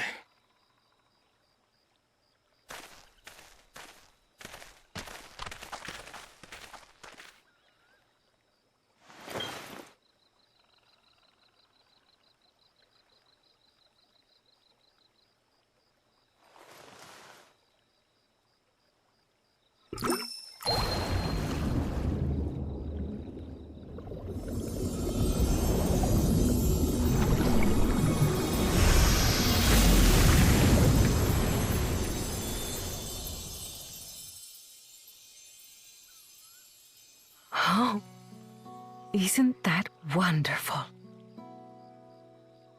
What? You just pour in some mystery liquid and problem solved? Stagnant ether was to blame for the reed's poor condition. I assumed that was an alchemical concoction which enhances ethereal conductivity. It utilized the flowing water as an ethereal current, thereby promoting the transfer of life energies. A method I could not have devised without the education I received at the studium and the cooperation of my Archon allies.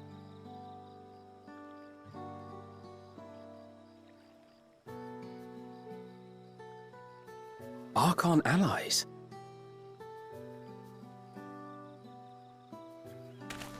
You see, Lamat I, this is why we need to embrace foreign knowledge and technology.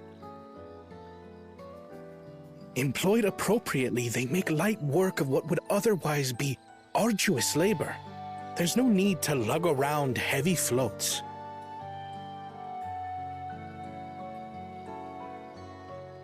Well, you always were the clever one, brother. Your approach was no less effective, Wuk Lamat. It achieved the same result. Indeed it did. And you enjoyed the festival, yes? I did. It was so much fun. Having visited your village before, I thought I knew everything about it. As it turns out, I knew very little. About the reeds, about Ihihana. Ihihana. With all I've learned this time, I feel as though I've really come to know the Hanu. And I like you even more now than I did before.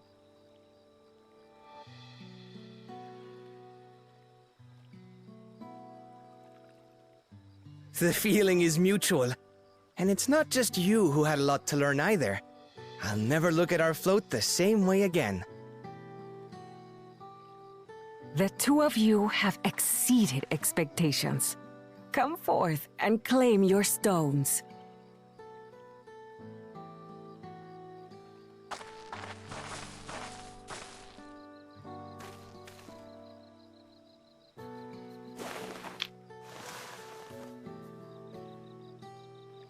So this is what they look like.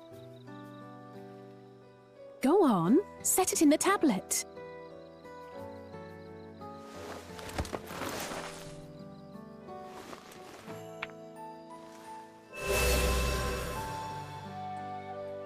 A perfect fit. That leaves 6 more. And on to the next.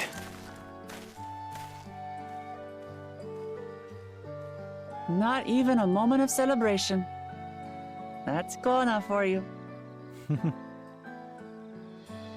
Third promise? You must join us for Ihihana next season. As Dawn Servant, of course.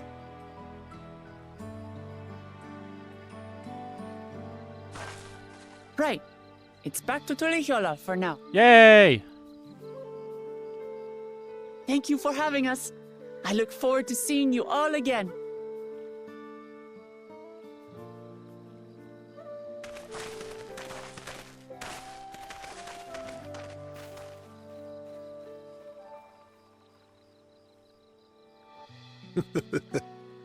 These are interesting times indeed. Indeed!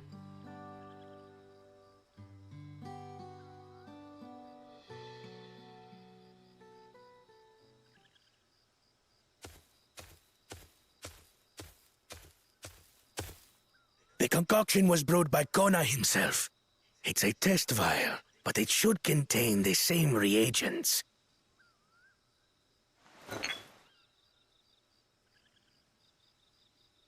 Good work. We'll use whatever we must to win. For win we must.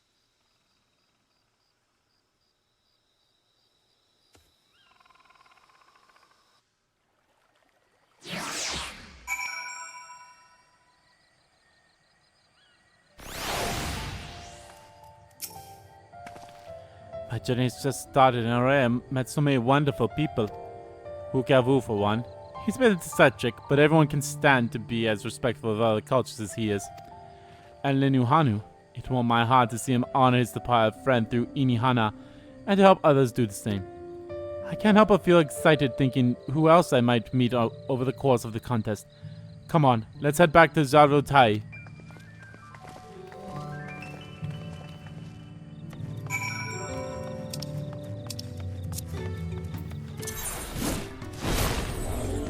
Whoops, hold on.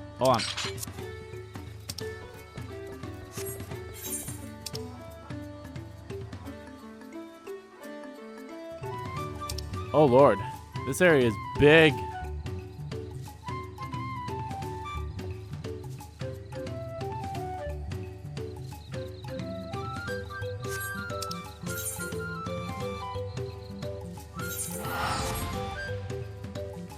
Alright, let's hand in this quest and that'll do it for this stream, guys.